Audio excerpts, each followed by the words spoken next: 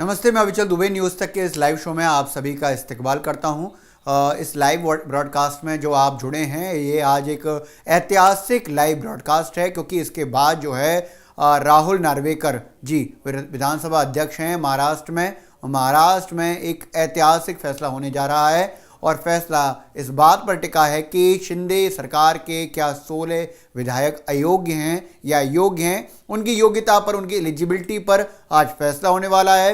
Supreme court ने जो decision दिया था उसमें विधानसभा अध्यक्ष यानी कि स्पीकर महोदय को ये पावर दी थी कि आप जो कहेंगे वही मान्य होगा।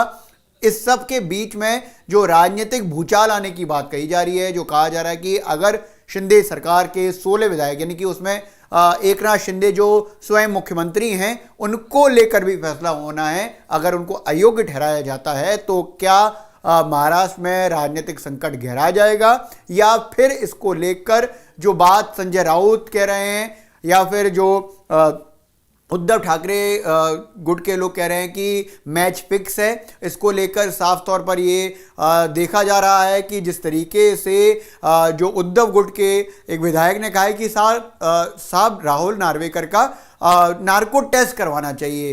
दरअसल कुछ दिन पहले राहुल नार्वेकर जो हैं वो मिले थे शिंदे सरकार में, और इसके साथ साथ उन्होंने कहा था ये गतिविधि जो है वो एक नॉर्मल गतिविधि के तौर पर देखी जानी चाहिए। लेकिन आदित्य ठाकरे जो उद्धव ठाकरे के पुत्र हैं उन्होंने कहा था कि ये ठीक नहीं है, ये असंवैधानिक तरीका है। दरअसल ये पूरा मामला, इसको समझने के लिए आपको थोड़ा इत्मीनान से, तसल्ली बख्श तरीके से 2 मिनट रुककर सुनना होगा।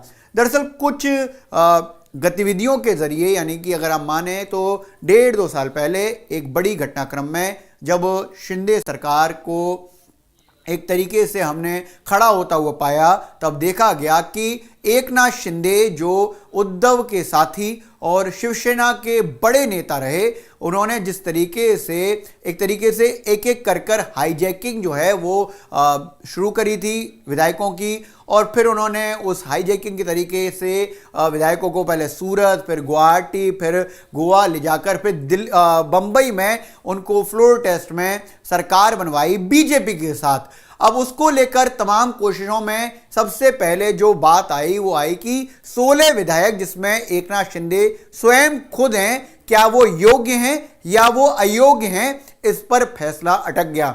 सुप्रीम कोर्ट तक मामला गया। सुप्रीम कोर्ट ने कहा कि जो विधानसभा अध्यक्ष हैं यानी कि राहुल नार्वेकर यानी कि जो स्पीकर महोदय हैं वो इस बात का फैसला करेंगे। अब इसमें 2 चीजें हैं। जो शिंदे गुट के लोग हैं वो ये कह रहे हैं, एकनाथ शिंदे बकायदा कह रहे हैं कि हम ही असली शिवसेना हैं, क्योंकि election commission of India ECI ने हमें सिंबल दिया है और पार्टी का नाम दिया है। पार्टी का नाम, सिंबल जो दिया है वो हमें दिया है, तो हम असली शिवसेना हैं। लेकिन जिस तरीके से उद्धव गुट के लोग कह रहे हैं कि पार्टी का जो विधान है या पार्टी का जो संविधान है वो सिर्फ जो है जो रिप्रेजेंटेटिव हैं यानी कि विधायकों के रिप्रेजेंटेशन से तय नहीं होता है, वहां पर पक्ष प्रमुख और जिला प्रमुख ये एक बड़ी पदवियां हैं जिसके साथ साथ संगठन का हिसाब किताब तय होता है। अब शिवसेना जो है वो शिंदे गुट के हिस्से में है या उसका चुनाव चिन्ह उनके हिस्से में है, उनकी संपत्ति उनके हिस्से में, ये एक अलग मामला है। लेकिन क्या शिंदे गुट के जो साथ में यानी कि शिंदे के साथ में जो लोग आए थे, क्या वो योग्य विधायक हैं या वो अयोग्य विधायक हैं, इसका फैसला अब से कुछ देर में होने वाला है। अब से कुछ देर में राहुल नार्वेकर जो स्पीकर हैं वो इसका फैसला करेंगे। लेकिन दोनों तरफ से अफरा तफरी मची हुई है। महाराष्ट्र में जो ये फैसला होने वाला है ये सिर्फ महाराष्ट्र को लेकर ही नहीं, ये बहुप्रतीक्षित या कहे कि जिसकी प्रतीक्षा बहुत लंबे समय से की जा रही थी, वो देश के लिए बहुत ही महत्वपूर्ण फैसला हो सकता है। पृथ्वीराज चव्हाण जो कांग्रेस के बड़े नेता हैं, पूर्व मुख्यमंत्री हैं महाराष्ट्र के, उन्होंने कहा है कि साहब ये जो फैसला है वो राजनीतिक भूचाल भी ला सकता है। इससे आप देखेंगे कितने सारे डिफरेंस जो है वो तैयार हो सकते हैं। आदित्य ठाकरे, उद्धव ठाकरे इसको लेकर बराबर ही कहे कि इसको चैलेंज किया जाएगा कि जिस तरीके से राहुल नार्वेकर से मुलाकात हो रही है शिंदे गुट के लोगों की या स्वयं एकनाथ शिंदे की, ये असंवैधानिक है, ये चीज ठीक नहीं है। अब से कुछ देर में यानी कि कुछ मिनटों में ये फैसला होगा और विधानसभा से सीधा लाइव प्रसारण आपको दिखाएंगे। इसीलिए मैंने आपको शुरुआत में बोला कि ये लाइव ब्रॉडकास्ट जो है वो ऐतिहासिक है, क्योंकि जिस तरीके से सरकार गई थी, जिस तरीके से तमाम चीजें हुई थी, उस हैपनिंग में जो सबसे इंपॉर्टेंट रहा कि क्या ये 16 विधायक जो सबसे पहले गए, देखिए विधायक तो 40 से ज्यादा चले गए, कुल जो विधायक थे शिवसेना के उससे 40 से ज्यादा विधायक जो हैं वो एकनाथ शिंदे के साथ चले गए, लेकिन जो 16 विधायक जो पहले फेज में गए यानी कि प्राइमा फेसिया में जो विधायक गए थे, उनकी योग्यता और अयोग्यता पर जो है मामला अटक गया। अब ये जो पूरा का पूरा जो सिनेरियो है मैं समझाता हूं, मैं चाहूंगा मेरे साथी अर्पित से कि वो एक तरह से आपको तस्वीरें दिखाते रहें और मैं आपको ये फैसला जो आने वाला है इसके पीछे की पॉलिटिक्स को समझाता रहूं, खासतौर पर आपको नंबर गेम समझाता रहूं। तो आप देखिए महाराष्ट्र विधानसभा में 288 सीटें हैं, अभी एक खाली पड़ी हुई है। अभी जो सीटें जीती हुई हैं उसमें 106 बीजेपी के पास है, शिवसेना दोनों शिफ्ट मतलब कि दोनों गुटों को मिलाकर 56 सीटें जीती थी जो 2019 में जीती थी, 53 सीटें जो है वो एनसीपी ने जीती थी। इन दोनों में ही फ्रैक्शन हो चुके हैं। कांग्रेस ने 44 सीटें जीती थी और अन्य के खाते में 19 गई थी। आज की स्थिति क्या है, यानी कि जब फैसला आने वाला है उस समय स्थिति यह है कि 106 बीजेपी की एज इट इज बरकरार है। शिवसेना जो शिंदे गुट का है यानी कि जो शिंदे के साथ हैं, एकनाथ शिंदे के साथ है शिवसेना के वो साथी, उनकी संख्या है 39। इसके साथ साथ 41 ऐसे लोग हैं यानी कि 41 विधायक ऐसे हैं जो शरद पवार को छोड़कर अजीत पवार के साथ जो हैं वो सरकार में शामिल हो गए हैं, वो 41 हैं। इसके साथ साथ कांग्रेस के पास जो है 44 एज इट इज बरकरार हैं जो 2019 में उन्होंने जीते थे। 13 शिवसेना और उद्धव गुट यानी कि 13 विधायक वो हैं जो उद्धव ठाकरे के साथ हैं और 13 ही विधायक वो हैं जो शरद पवार के साथ में हैं। 13 बचे हैं सिर्फ जो शिवसेना जो उद्धव ठाकरे के पास यूबीटी है, जो एनसीपी जो शरद पवार के साथ है, और जो मेजॉरिटी है वो निकलकर चली गई जो सरकार में इस समय शामिल हैं। यानी कि जो फ्रैक्शंस हो गए, जो धाराएं हैं वो चली आएंगी। देखिए महाराष्ट्र में जो पॉलिटिक्स है वो धाराओं के जरिए तय हो रही है। वहां पर एनसीपी और शिवसेना की 2 अलग अलग धाराएं हैं, यानी कि वहां पर एक तरीके से एनसीपी और शिवसेना को मिलाकर 4 पार्टी हो गई हैं। पहले एनसीपी अलग पार्टी है और शिवसेना अलग पार्टी थी, अब उनमें भी 2 एक पार्टी अलग अलग निकल आई, तो 4 पार्टी वो हो गई और कांग्रेस और बीजेपी है ही हैं। तो यानी कि 6 पार्टी सिस्टम जो है वो महाराष्ट्र की पॉलिटिक्स में पिछले 1-1.5 साल से चला आ रहा है। लेकिन आज जो बड़ा दिन है उसमें यह तय होगा कि जो 16 विधायक जिसमें एकनाथ शिंदे खुद शामिल हैं, क्या वो योग्य हैं as a member of legislative assembly यानी कि एमएलए के जो योग्यता है उसके लिए वो योग्य हैं या फिर वो अयोग्य हैं। ये फैसला आज स्पीकर को करना है, क्योंकि सुप्रीम कोर्ट का ऑर्डर है कि स्पीकर ही बताएंगे कि ये 16 विधायकों की योग्यता अयोग्यता जो है वो किस तरह से तय होती है। अब आप ये देखिए कि 56 जब जीते थे 2019 में से, और उनमें से 16 ऐसे लोग हैं, 16 मतलब कि जो एकनाथ शिंदे को मिलाकर हैं। ये जो गणित है बड़ा टिपिकल है, लेकिन इस टिपिकल गणित को मैं आपको बहुत आसानी से समझाया कि आप ये समझिए कि बीजेपी के कांग्रेस के जो विधायक हैं, जो 106 बीजेपी ने जीते थे 2019 में और 44 जीते थे कांग्रेस ने, वो एज इट इज हैं, आज भी एज इट इज हैं। लेकिन एनसीपी और शिवसेना, जिसके मतलब कि एनसीपी शिवसेना और कांग्रेस के मिलने से एमवीए बना और वहां पर उद्धव ठाकरे मुख्यमंत्री बने, लेकिन उनमें ही एक तरह से फ्रैक्शन हुआ। पहले फ्रैक्शन हुआ शिवसेना में शिंदे का, और शिंदे ने एक तरीके से पार्टी को अपने साथ करते हुए एक तरीके से नई स्थापित शिवसेना में तब्दील कर दिया, और इलेक्शन कमीशन ने उनको सिंबल भी दिया क्योंकि उनके पास नंबर थे। लेकिन अब नंबर की बात नहीं है, यहां पर संवैधानिक और असंवैधानिक हो जाने की बात है। इस सब पर जो है शिंदे ने जो कहा है, यानी कि एकनाथ शिंदे जो मुख्यमंत्री हैं, उन्होंने कहा है कि देखिए फैसला पक्ष में आए तो हमारे लिए इससे बढ़िया बात कुछ होगी नहीं, क्योंकि ये सच है कि हम ही असली शिवसेना हैं। लेकिन पक्ष में आए तो सवाल उठाते हैं, ये बात सीधे सीधे उन्होंने कहा है कि ये पूरी तरीके से नई बात नहीं है। संजय राउत कह रहे हैं कि देखिए जिस तरीके से इस पूरे फैसले को मोल्ड किया जा रहा है, यानी कि उसको पहले से डिसाइड कर दिया गया है। उन्होंने ये तक कहा कि कुछ रोज बाद, यानी कि 2 रोज बाद प्रधानमंत्री जी मुंबई आएंगे और एकनाथ शिंदे दावोस जाएंगे। हमें पता है कि दावोस में इकोनॉमिक समिट होता है पूरी दुनिया भर का, और दावोस में अगर पहले से ये तय है कि एकनाथ शिंदे जा रहे हैं तो क्या वो सीएम बने रहेंगे, ऐसा संजय राउत का, बकौल संजय राउत की अपनी बात को रखने का मतलब हुआ। लेकिन इस सब में जो है स्पीकर यानी कि राहुल नार्वेकर का फैसला बहुत ही महत्वपूर्ण हो जाता है। राहुल नार्वेकर ये साफ तौर पर कह चुके हैं कि देखिए वो जो सर्वसम्मत यानी कि जो फैसला सही है उसी को आज देने वाले हैं, उसी को आज पढ़ने वाले हैं। और राहुल नार्वेकर का इंतजार जो है ना सिर्फ महाराष्ट्र की जनता कर रही है आज जब वो विधानसभा में अपना फैसला पढ़ेंगे, इसके अलावा पूरे देश की जनता इसका इंतजार कर रही है, क्योंकि इतना लंबा मामला, 2 पार्टी सिस्टम, या कहें कि एक ही पार्टी में 2 फ्रैक्शन, आज सिर्फ जो बात है वो मोटे तौर पर शिवसेना के फ्रैक्शन की बात है। हालांकि अजीत पवार ने भी फ्रैक्शन करके और अपनी पार्टी को तोड़कर जो है वो सरकार के साथ चले गए, वो भी एक गुट हो गया। कई बार ये भी अटकलें लगाई जा रही हैं कि अगर शिंदे आज अयोग्य हो जाते हैं, उनकी एलिजिबिलिटी पर जो है राहुल नार्वेकर जो है ठप्पा लगा देते हैं और मान लेते हैं कि एलिजिबल नहीं है, तो क्या अजीत पवार जो है वो मुख्यमंत्री पद पर आसीन हो सकते हैं, क्योंकि वो भी एक तरीके से संख्या बल लेकर जो है सरकार में शामिल हैं, या देवेंद्र फडणवीस होंगे। ये इस तरह से स्पेकुलेशन है। अगर अयोग्यता आती है तो योग्य है तो अब तो कोई सवाल ही नहीं है, तब तो कोई मतलब कि जो ऐसा जो मामला चल रहा है वो एज इट इज चलता रहेगा। लेकिन अगर 16 विधायकों को राहुल नार्वेकर साहब अयोग्य मानते हैं, कहते हैं कि साहब ये चीज ठीक नहीं है, तब अगला कदम क्या होगा, सरकार का अगला कदम क्या होगा, पार्टीज का अगला कदम क्या होगा। और पृथ्वीराज चौहान जिस तरीके से कह चुके हैं कि राजनीतिक भूचाल आने की बातचीत यहां पर समझी जा सकती है, क्योंकि एक तरीके से देखिए आप महाराष्ट्र की पॉलिटिक्स पिछले 1.5-2 साल से बहुत ज्यादा जो है उथल पुथल में रही है कि महाराष्ट्र में लोगों को पता नहीं कि अगले पल क्या हो जाए।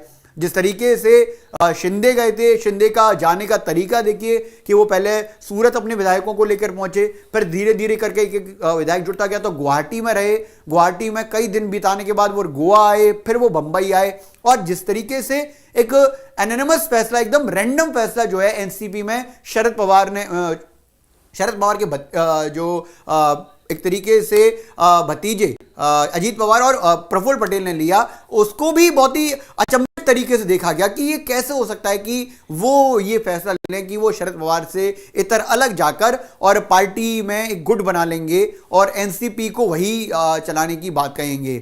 इसके पीछे कई सारे और फैक्टर्स काम कर रहे थे। वो जयंत पाटिल का था कि उनको प्रदेश अध्यक्ष का पद चाहिए था, लेकिन वो सब अलग चीज है। इसमें यहां पर जो मानना चाहिए वो ये देखना चाहिए कि 2 पार्टी 2 फ्रैक्शन में आ जाती हैं, 2 धाराओं में आ जाती हैं और वो 4 पार्टी बन जाती हैं, और इस तरीके से महाराष्ट्र में 6 पार्टी का जो सिस्टम है वो चला आता है। लेकिन पार्टी का विधान क्या कहता है, विधान मतलब कि पार्टी अपने अपने एक संविधान रखती है, वो उसी हिसाब से चलती है। शिवसेना का जो विधान है वो 2 तरीके से डिसाइड होता है। उसमें एक समय ऐसा था कि जब बाला साहेब ठाकरे को ही प्रधान माना गया और कहा गया कि ये जो जब तक पार्टी रहेगी तो प्रधान वही रहेंगे।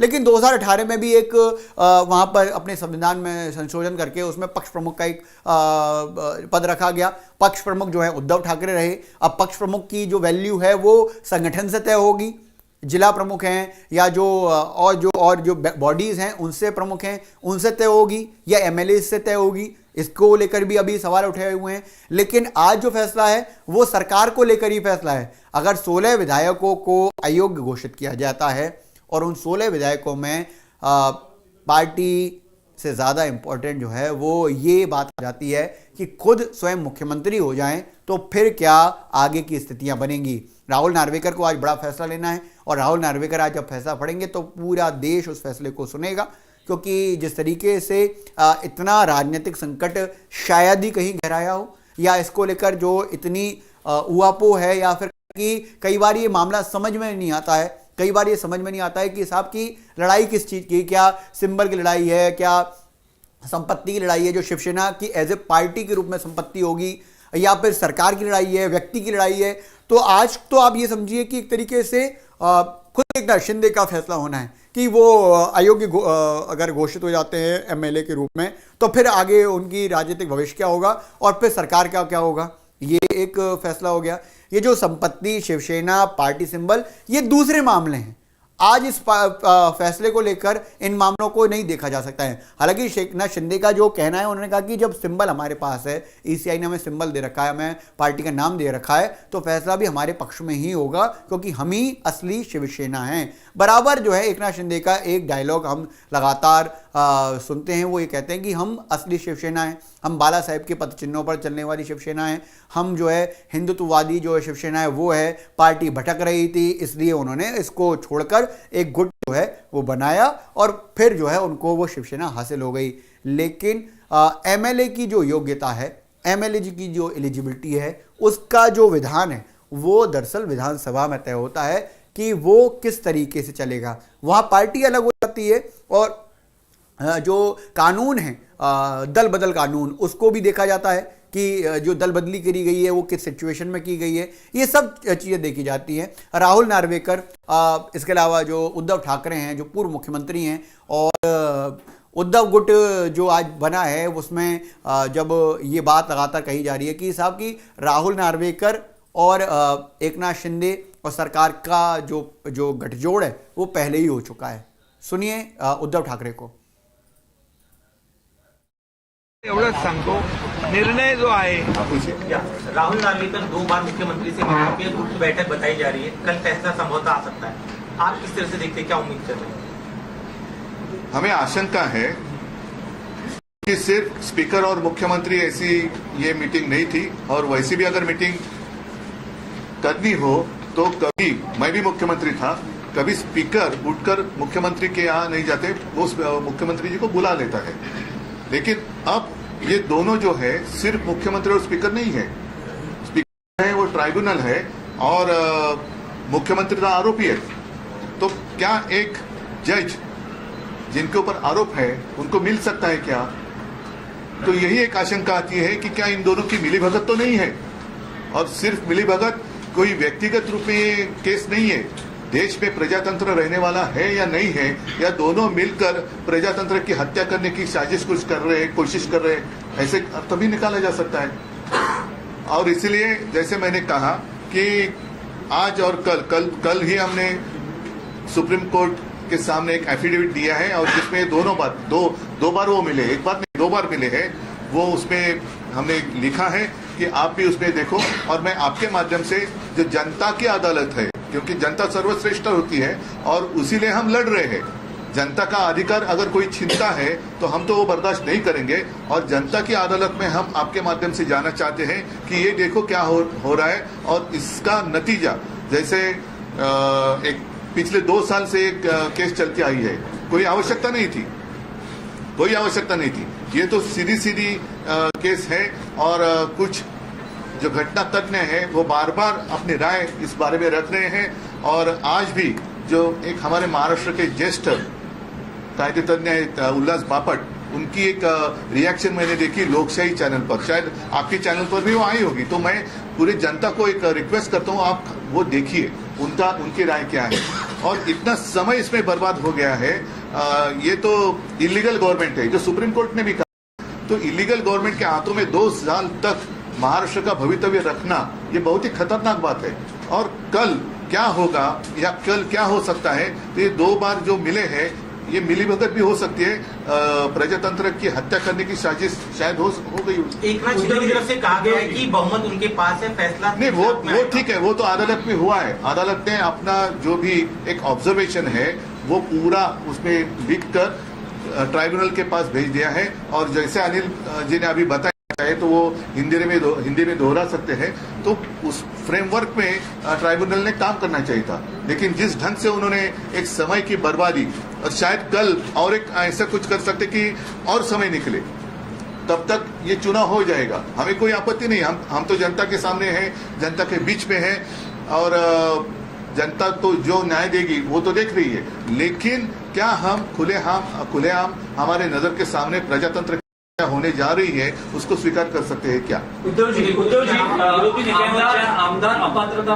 प्रकरणी निकाल यायला अवघे 24 तास उरले असताना तुमच्या पक्षाचे आमदार रवींद्र वायकर यांच्या तो आपने सुना कि जिस तरीके से उद्धव ठाकरे राहुल नार्वेकर और मुख्यमंत्री एकनाथ शिंदे के साथ जो मुलाकात है उस पर सवाल उठा रहे हैं। उन्होंने कहा कि देखिए ऐसा है कि ये 2 बार मुलाकात हुई है, फैसले से जस्ट पहले ये मुलाकातें होती हैं और 2 दिन मुलाकातें होती हैं। इसके अलावा वो कहते हैं कि देखिए मैं भी मुख्यमंत्री रहा, लेकिन ये सर्वसम्मत हमें पता है कि कभी भी स्पीकर साहब जो है वो मुख्यमंत्री से मिलने नहीं जाते हैं, मुख्यमंत्री स्पीकर से समय लेते हैं और उसके बाद मिलने जाते हैं। तो यहाँ पर तो मिली भगत जरूर नजर आ रही है, ये उनका एक तरीके से आरोप है। उन्होंने कहा कि यहाँ पर आज जो फैसला होना है उससे पहले उन्होंने अपना बयान दिया। उन्होंने कहा कि ऐसा है कि ये जो मुलाकात है वो किसके बीच में हो रही है, पहले इसको भी समझना चाहिए। जब शिंदे सरकार और एकनाथ शिंदे का खुद का फैसला होना है उसमें फैसला देने वाले मानी कि एक तरीके से वो कह रहे हैं कि जज और क्रिमिनल को आप साथ में कैसे देख सकते हैं। वो जिस तरीके से अपनी भाषा में इस बात को समझ रहे हैं और समझा रहे हैं या कह रहे हैं, उसमें कह रहे हैं कि जज हैं राहुल नार्वेकर, उनको फैसला देना है और वो मुलाकात करने जा रहे हैं क्रिमिनल से। ये बड़ा अजीब है, ये उन्होंने कहा है कि, और ये ठीक भी नहीं है, ये उनके ज़रिए जो है कही जा रही है बात। अब इसमें राहुल नार्वेकर जो हैं, जो स्पीकर हैं, राहुल नार्वेकर की भूमिका को लेकर जो है शुरुआत से ही बराबर कहा जा रहा है कि उनकी भूमिका सर्वाधिक इम्पॉर्टेंट है, लेकिन कहीं ना कहीं ये पशुपेश वाली स्थिति है कि साहब की राहुल नार्वेकर जो है इस हिस्से के साथी हैं।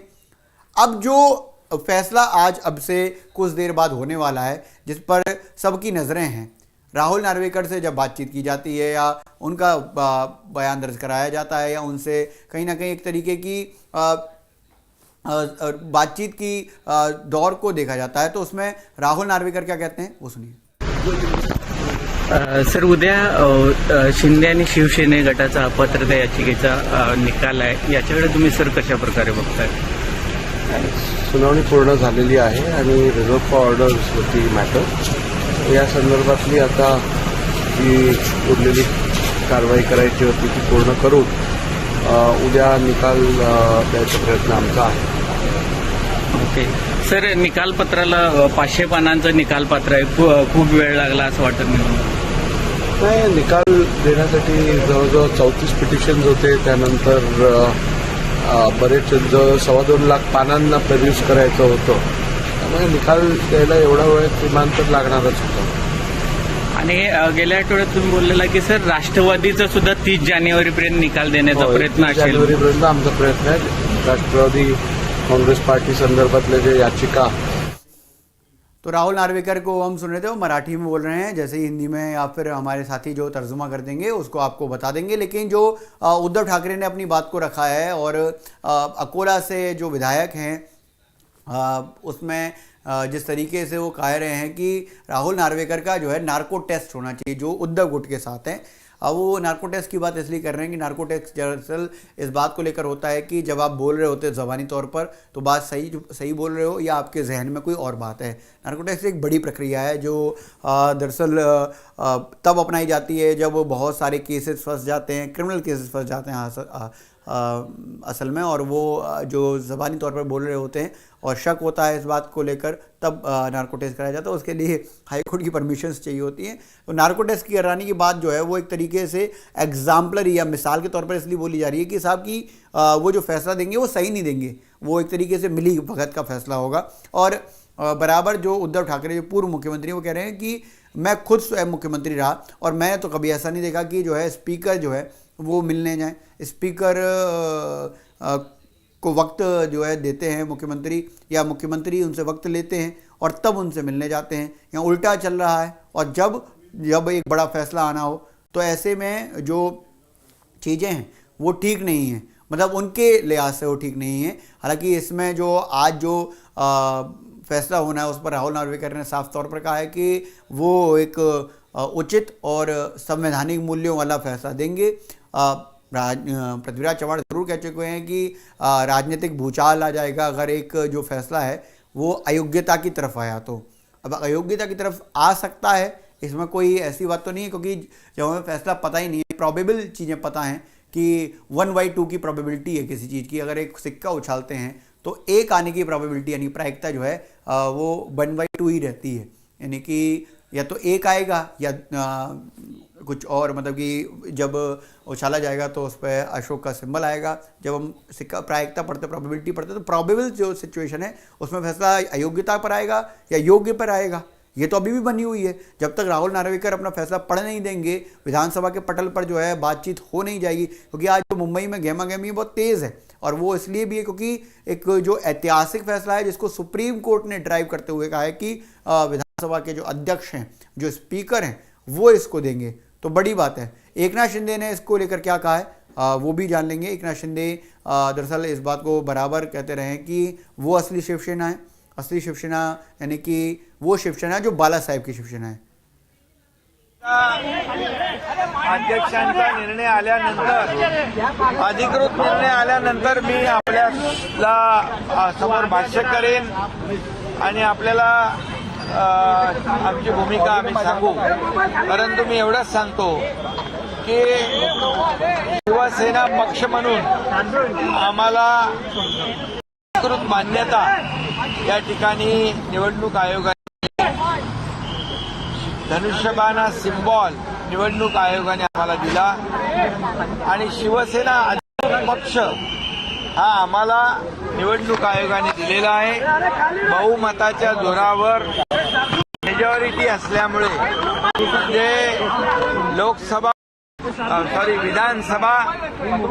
विधानसभेमध्ये 67% बहुमत आमच्याकडे आहे आणि लोकसभेमध्ये 75% बहुमत आमच्याकडे असल्यामुळे निवडणूक आयोगाने पूर्णपणे आम्हाला अधिकृत शिवसेना पक्ष। शिंदे जो लगातार इस बात का कमिटमेंट दिखाते हैं कि असली शिवसेना यानी कि बाला साहेब ठाकरे की शिवसेना जो है वो उनके हिस्से की शिवसेना है। ECI election commission of India ने उनको सिंबल दिया, उनको शिवसेना का दर्जा दिया है। इसलिए जो फैसला है, जो योग्यता है एज ए MLA उनकी और 16 मतलब उनके समेत 16 जो MLAs हैं वो बनी रहे, ये तो पक्की बात रहेगी। मतलब वो इस तरफ जो है वो आश्वस्त हैं, इसको लेकर उनके मन में कोई शंका सवाल तो नज़र आता नहीं है। और राहुल नार्वेकर को मिलने पर जो भी टिप्पणियाँ हुई हैं उस पर जो शिंदे गुट के लोगों का कहना है कि एक रूटीन प्रोसेस है। जब एज ए स्पीकर और एज ए मुख्यमंत्री मिला जाता है तो रूटीन प्रोसेस है, उसके तहत मिलाप हुआ है। हालांकि इस पर ही सबसे ज़्यादा सवाल उठाए गए, चाहे संजय राउत हो, चाहे आदित्य ठाकरे हो, चाहे उद्धव गुट के और जो विधायक हो।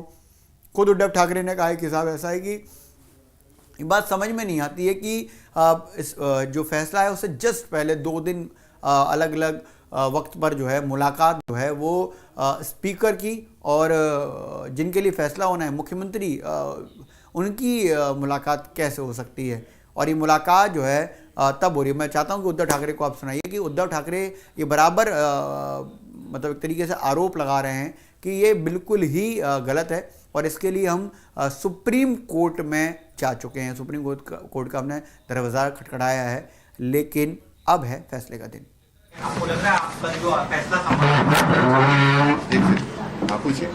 राहुल नार्वेकर 2 बार मुख्यमंत्री से मिलने की गुप्त बैठक बताई जा रही है, कल फैसला संभवतः आ सकता है। आप किस तरह से देखते हैं, क्या उम्मीद कर रहे हैं? हमें आशंका है क्योंकि सिर्फ स्पीकर और मुख्यमंत्री ऐसी ये मीटिंग नहीं थी, और वैसी भी अगर मीटिंग करनी हो तो कभी, मैं भी मुख्यमंत्री था, कभी स्पीकर उठकर मुख्यमंत्री के यहाँ नहीं जाते, वो मुख्यमंत्री जी को बुला लेता है। लेकिन अब ये दोनों जो है सिर्फ मुख्यमंत्री और स्पीकर नहीं है।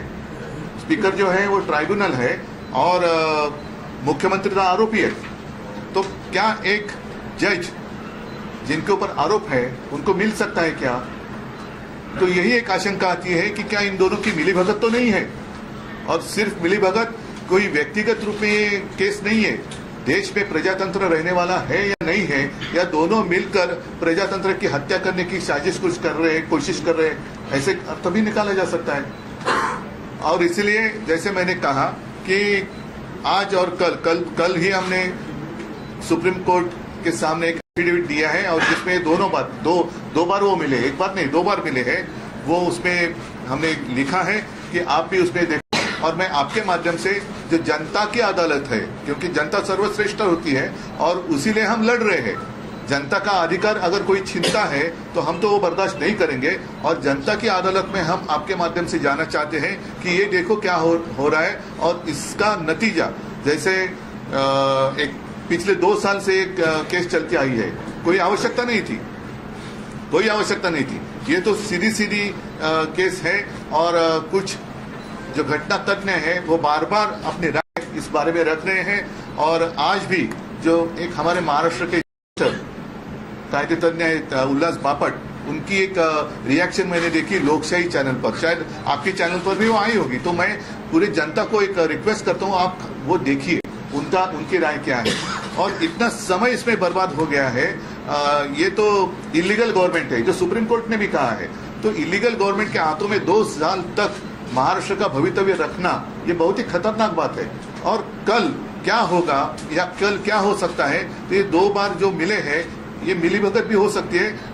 प्रजातंत्र की हत्या करने की साजिश शायद हो गई। एक नाथ शिंदे की तरफ से कहा गया है कि बहुमत उनके पास है, फैसला नहीं, वो तो अदालत में हुआ है। अदालत ने अपना जो भी एक ऑब्जर्वेशन है वो पूरा उसमें लिख कर ट्राइब्यूनल के पास भेज दिया है। और जैसे अनिल जी ने अभी बताया, चाहे तो वो हिंदी में दोहरा सकते हैं, तो उस फ्रेमवर्क में ट्राइब्यूनल ने काम करना चाहिए था। लेकिन जिस ढंग से उन्होंने एक समय की बर्बादी, और शायद कल और एक ऐसा कुछ कर सकते कि और समय निकले, तब तक ये चुनाव हो जाएगा। हमें कोई आपत्ति नहीं, हम तो जनता के सामने हैं, जनता के बीच में हैं और जनता तो जो न्याय देगी वो तो देख रही है। लेकिन क्या हम खुलेआम हमारे नजर के सामने प्रजातंत्र की हत्या होने जा रही है, उसको स्वीकार कर सकते हैं क्या? उद्धव जी विरोधी नेत्यांच्या आमदार अपात्रता प्रकरणी निकाल यायला अवघे 24 तास उरले असताना तुमच्या पक्षाचे आमदार रवींद्र वायकर यांच्या तो यहाँ पर उद्धव ठाकरे जिस तरीके से, जिस अंदाज में देखिए, उसमें साफ तौर पर कह रहे हैं कि साहब ऐसा है कि ये कौन सी मुलाकात है, ये किस दौर की मुलाकात है, ये किस मतलब की मुलाकात है। क्योंकि यहाँ पर सीधे जो आप ये देख रहे हैं कि कहीं ना कहीं जो सवाल है वो इस बात को लेकर उठाया गया है कि जब जज जो हैं वो राहुल नार्वेकर हैं और कहीं ना कहीं जो मामला है वो एकनाथ शिंदे को लेकर है, वो भले ही मुख्यमंत्री हैं लेकिन जज साहब कैसे जाकर उनसे मिल सकते हैं। और जज साहब के अलावा भी अगर ये देखें कि उन्होंने कहा कि मैं भी मुख्यमंत्री रहा, तब भी कोई ऐसा प्रोटोकॉल, ऐसा प्रोसेस नहीं है कि जिसमें मुख्यमंत्री जो हैं वो जाकर मिलते हैं। मुख्यमंत्री के पास आकर स्पीकर नहीं मिलते हैं, स्पीकर कभी भी नहीं आते हैं, उनका कहना ये है। लेकिन स्पीकर जो है यहाँ पर 2 बार मुलाकात करके गए हैं एकनाथ शिंदे के पास, और इसको लेकर ही संजय राउत कह रहे हैं कि अब इसमें कोई बहुप्रतीक्षित बात नहीं रह गई है, ये फैसला जो है उनके पक्ष में आएगा। ऐसा उन्होंने एक तरीके से एलानिया तौर पर, मतलब इस संदर्भ में कहा कि ये मैच फिक्सिंग, उन्होंने कहा कि मैच फिक्सिंग है ये और यहाँ पर कुछ बचता नहीं है। यहाँ मैं फिर से आपको एक बार डिस्क्लेम करके और समझा के बता दूं कि जिस तरीके से जो नंबर हैं महाराष्ट्र विधानसभा में, उसमें बीजेपी के नंबर और कांग्रेस के नंबर जो 2019 में जीते हुए थे वो एज इट इज हैं 106 और 44, यानी कि 106 बीजेपी जीती थी और 44 जो है वो कांग्रेस जीती थी, वो एज इट इज हैं। बची बात शिवसेना और एनसीपी की।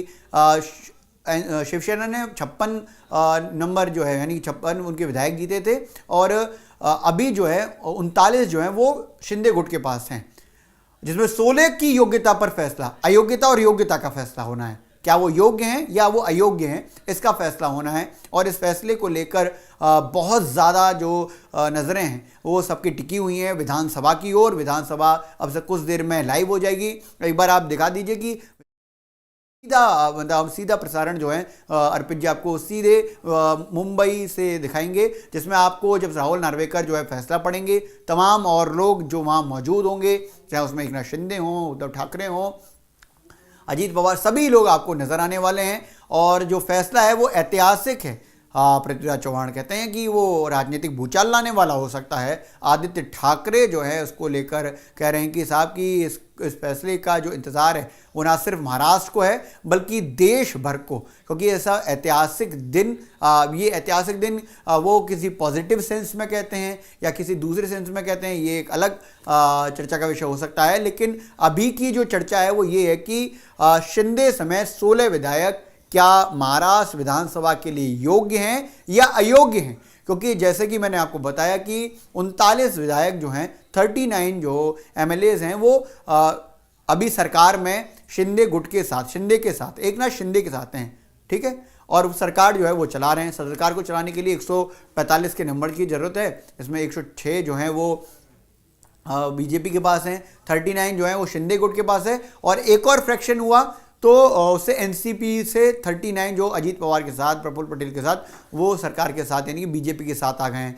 अब यहीं पर सवाल और बन जाता है कि 16 विधायक अगर अयोग्य हो गए तो नंबर तो फिर भी ठीक ठाक रहेंगे, सरकार को चलाने के लिए नंबर ठीक रहेंगे, लेकिन फिर सरकार कौन चलाएगा? मतलब ये स्पेकुलेशन जो है वो हमेशा लगाई जाती है कि क्योंकि अयोग्य भी हो सकते हैं, अयोग्य भी हो सकते हैं ना, तो अयोग्य भी हो सकते हैं, तो ऐसे में फिर किस पर जो है दारोमदार आएगा। सरकार को दिक्कत आए ऐसी स्थिति अभी नहीं जान पड़ रही है, लेकिन जो फैसला आएगा उसको लेकर जो है बहुत ज़्यादा लोगों में एक तरह का कौतूहल मौजूद है। कौतूहल इस बात को लेकर कि जो शिंदे स्वयं जो खुद मुख्यमंत्री हैं उनको प्लस 15 विधायकों की जो उनकी एलिजिबिलिटी है, जो एक तरीके से जो संवैधानिक कानून है उसके तहत क्या उनको एमएलए माना जाएगा या एमएलए नहीं माना जाएगा। अगर आप इसको बहुत मोटी लाइन में समझेंगे तो यही है कि क्या शिंदे समेत एकनाथ शिंदे समेत 16 एमएलए ठीक हैं या नहीं ठीक, मतलब कि क्या वो एमएलए हैं, रहेंगे या नहीं रहेंगे। सवाल सिर्फ इतना है कि 16 एमएलए रहेंगे या नहीं रहेंगे। उन 16 एमएलए में जो हैं वो एकनाथ शिंदे भी हैं। अगर उसमें एकनाथ शिंदे नहीं होते तो आगे की जो गाड़ी है उस पर इतना हंगामा नहीं होता। आगे की गाड़ी यानी कि अगर एकनाथ शिंदे एमएलए नहीं रहे तो उसके बाद जो है कौन मुख्यमंत्री पद का जो है सबसे बड़ा दावेदार यहाँ नजर आ रहा है। क्या एनसीपी में फूट करके आए या एनसीपी को शिंदे की तरह तोड़ कर आए? अजीत पवार उसके सबसे बड़े एक तरीके से कैंडिडेट होंगे, या देवेंद्र फडणवीस जो डेप्यूटी चीफ मिनिस्टर हैं, जो पहले चीफ मिनिस्टर थे, उनके अंडर में एकनाथ शिंदे और तमाम लोग काम करते थे। आज वो एकनाथ शिंदे के समानांतर कहेंगे या उनके अंडर में काम करते हैं। तो तमाम चीज़ें हैं। अब ये किस तरफ जो है वो मोल्ड होंगी वो देखना दिलचस्प है। और ये जो आदित्य ठाकरे का कुछ कहा, अपनी बात को रखा है, उसको हम आपको सामने रखेंगे। लेकिन सबसे बड़ी बात ये है कि जिस तरीके से एकनाथ शिंदे, राहुल नार्वेकर और उद्धव ठाकरे, ये जो बीच में मैंने राहुल नार्वेकर का नाम लिया है क्योंकि जो धुरी है उन्हीं को तय करनी है कि वो एकनाथ शिंदे की तरफ फैसला होगा या उद्धव ठाकरे की तरफ फैसला होगा। फैसला यही है कि किसके पक्ष में फैसला होता है, और पक्ष इसी बात का कि अगर एकनाथ शिंदे समेत जो 16 विधायक हैं वो अयोग्य हो जाते हैं तो ये जो फैसला है वो पक्ष में माना जाएगा उद्धव ठाकरे के, और अगर ये योग्य रहते हैं ये एकनाथ शिंदे और 15 विधायक तो ये फैसला होता है शिंदे के लिए। आदित्य ठाकरे जो एमएलए हैं और इसके साथ साथ जो इस समय पार्टी का काम काफ़ी ज़्यादा देख रहे हैं, उद्धव ठाकरे के बेटे, उनका क्या कहना है सुनिए जरा।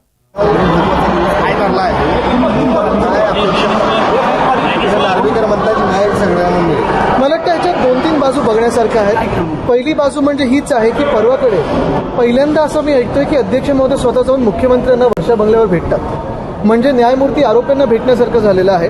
आणि हे जगजाहीर आपण पाहताय की असा हा प्रकार कधीही महाराष्ट्रात झाला नव्हता। कदाचित त्यांनी कुठच्याही निमित्ताने बैठक लावली असती किंवा फोन केला असता। ह्यांचे फोन कोण टॅप करतोय की ह्यांना स्वतःवर विश्वास नाही, एकमेकांवर विश्वास नाही की फोन टॅपिंग चालू आहे। पण हे जरी असलं तरी दुसऱ्या बाजूला आजचा महत्त्वाचा दिवस एवढ्यासाठी आहे, हा न्याय नुसतं शिवसेना उद्धव बाळासाहेब ठाकरे पक्षासाठी नाही पण कुठचे संविधान पाळत आहेत अध्यक्ष महोदय ह्याच्यावर आहे। जर देशाच्या संविधानाप्रमाणे गेलं तर डॉक्टर बाबासाहेब आंबेडकरांनी जे संविधान दिलंय त्याप्रमाणे गेलं तर 40 गद्दार हे बाद झाले पाहिजेत। जर निकाल वेगळा आला किंवा कन्फ्युजिंग निकाल आला तर याच्यात भाजपचं नवीन संविधानाचं कुठेतरी मिश्रण झाल्यासारखं वाटायला लागेल. आज जर निकाल विरोधात केला तर त्याचे काय परिणाम होतील असं वाटतंय? मला वाटतं एक महत्वाची गोष्ट आहे की जसं मी सांगितलं की पक्षासाठी नाही तर देशासाठी हा निकाल महत्वाचा आहे. येणाऱ्या काळाची ही चिन्ह असते आणि आपल्याला मग नागरिक म्हणून विचार करायला लागेल.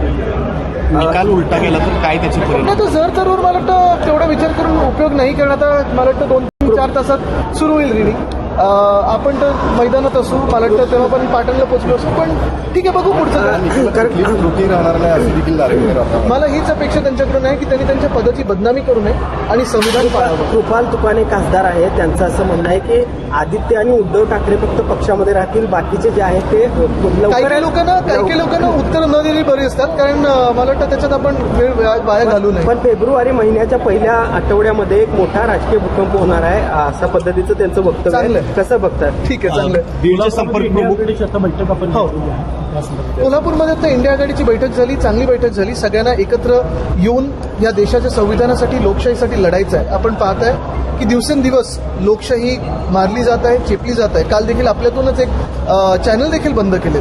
मला वाटतं आज आपण पाहत आहे की जे कोणी सत्यासोबत उभे आहेत, जे कोणी पत्रकारिता देखील सत्यासोबत करत आहेत, त्यांचा आवाज दाबण्याचा प्रयत्न होत आहे. त्याच्या विरुद्ध आम्ही लढत आहोत. जर हा निकाल विरोधात गेला तर कायदेशीर लढाईला तयार आहे का? मला वाटतं हे सगळे जर तर जसं मी सांगितलं, अपेक्षा हीच आहे की संविधान जे डॉक्टर बाबासाहेब आंबेडकरांनी दिलेलं आहे त्याप्रमाणे निकाल यावा. जर वेगळा काही निकाल आला तर ते भाजपचं नवीन संविधान जे त्यांना लिहायचं आहे त्याप्रमाणे होईल. अध्यक्ष सीएमना भेटायला गेलं तुम्ही आता सर्वोच्च न्यायालयात गेले, सुनील प्रभूंनी याचिका दाखल केली. नेमकी ती याचिका हीच आहे. महत्वाची गोष्ट हीच असते की न्यायमूर्ती जेव्हा न्यायनिवाडा करतात, आता आपण पाहतोय या पूर्ण घटनेत न्यायमूर्ती कोण आहेत? अध्यक्ष महोदय. ट्रायब्युनलचं ते काम करतात आणि त्यांनी आरोपीनं जाऊन भेटणं, ज्यांच्यावर डिस्क्वालिफिकेशनचा आता केस चालू आहे, हे किती योग्य आहे? एरवी पण कधीही अध्यक्ष महोदय असं कोणाच्या म्हणजे प्रोटोकॉल प्रमाणे जात नाहीत घरी. हे करत असताना दिवसा ढवळे एवढं जाणं, प्रेसमध्ये आल्यानंतर देखील कुठेही न बोलणं, मला वाटतं असं कधीही आम्ही राजकारण एवढं घाणेरडं पाहिलं नव्हतं. राजकीय हालचालीला आहे की त्याच्यामध्ये असं म्हटलेलं आहे की माझ्या मतदारसंघातल्या कामासंदर्भात मी गेलो होतो आणि अध्यक्षपद सोडून मी आमदार केला. कितीतरी वेळा अशा त्यांनी प्रतिक्रिया देऊ शकतात, पण जे सत्य आहे ते सत्य आहे. आणि तसं पाहिलं गेलं तर परवा मी कोल्हापूरच होतो.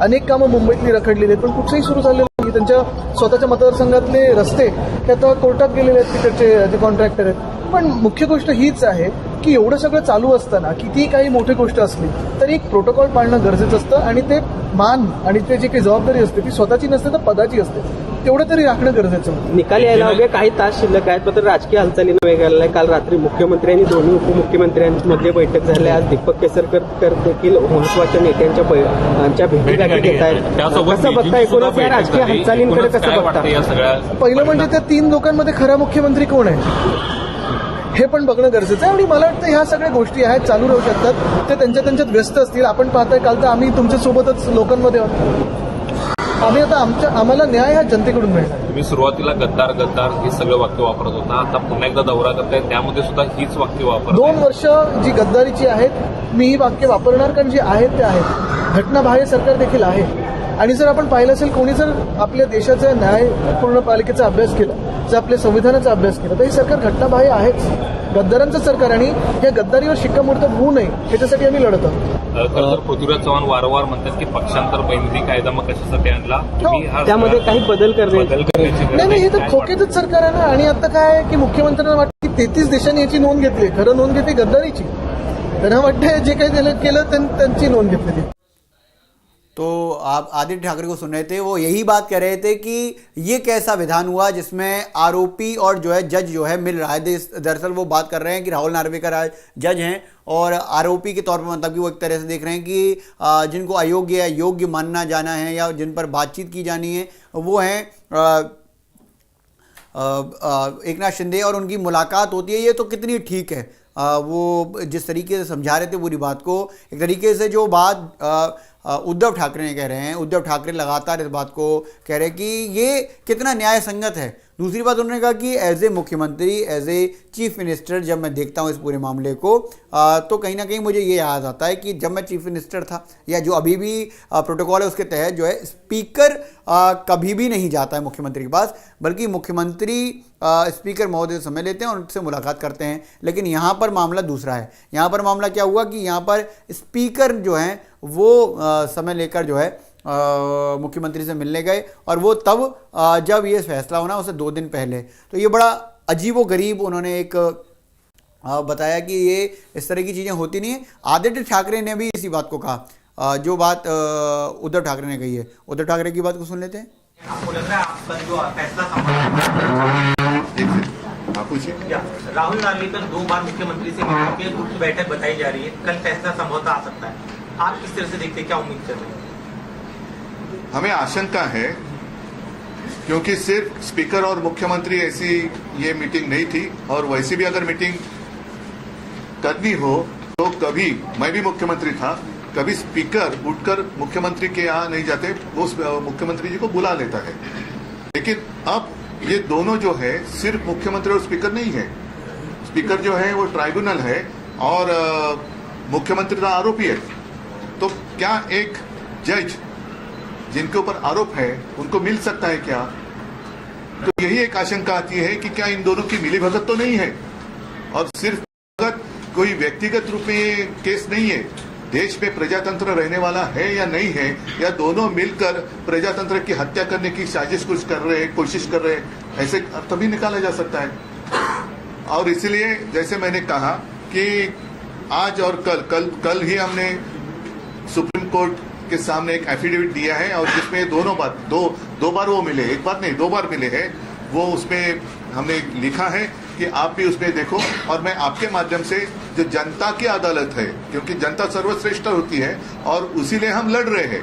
जनता का अधिकार अगर कोई छीनता है तो हम तो वो बर्दाश्त नहीं करेंगे, और जनता की अदालत में हम आपके माध्यम से जाना चाहते हैं कि ये देखो क्या हो रहा है, और इसका नतीजा, जैसे एक पिछले 2 साल से एक केस चलती आई है, कोई आवश्यकता नहीं थी, कोई आवश्यकता नहीं थी। ये तो सीधी केस है, और कुछ जो घटना तज्ञ है वो बार बार अपनी राय इस बारे में रख रहे हैं। और आज भी जो एक हमारे महाराष्ट्र के ज्येष्ठ कायदे तज्ञ उल्लास बापट, उनकी एक रिएक्शन मैंने देखी लोकशाही चैनल पर, शायद आपके चैनल पर भी वो आई होगी। तो मैं पूरी जनता को एक रिक्वेस्ट करता हूँ, आप वो देखिए उनकी राय क्या है।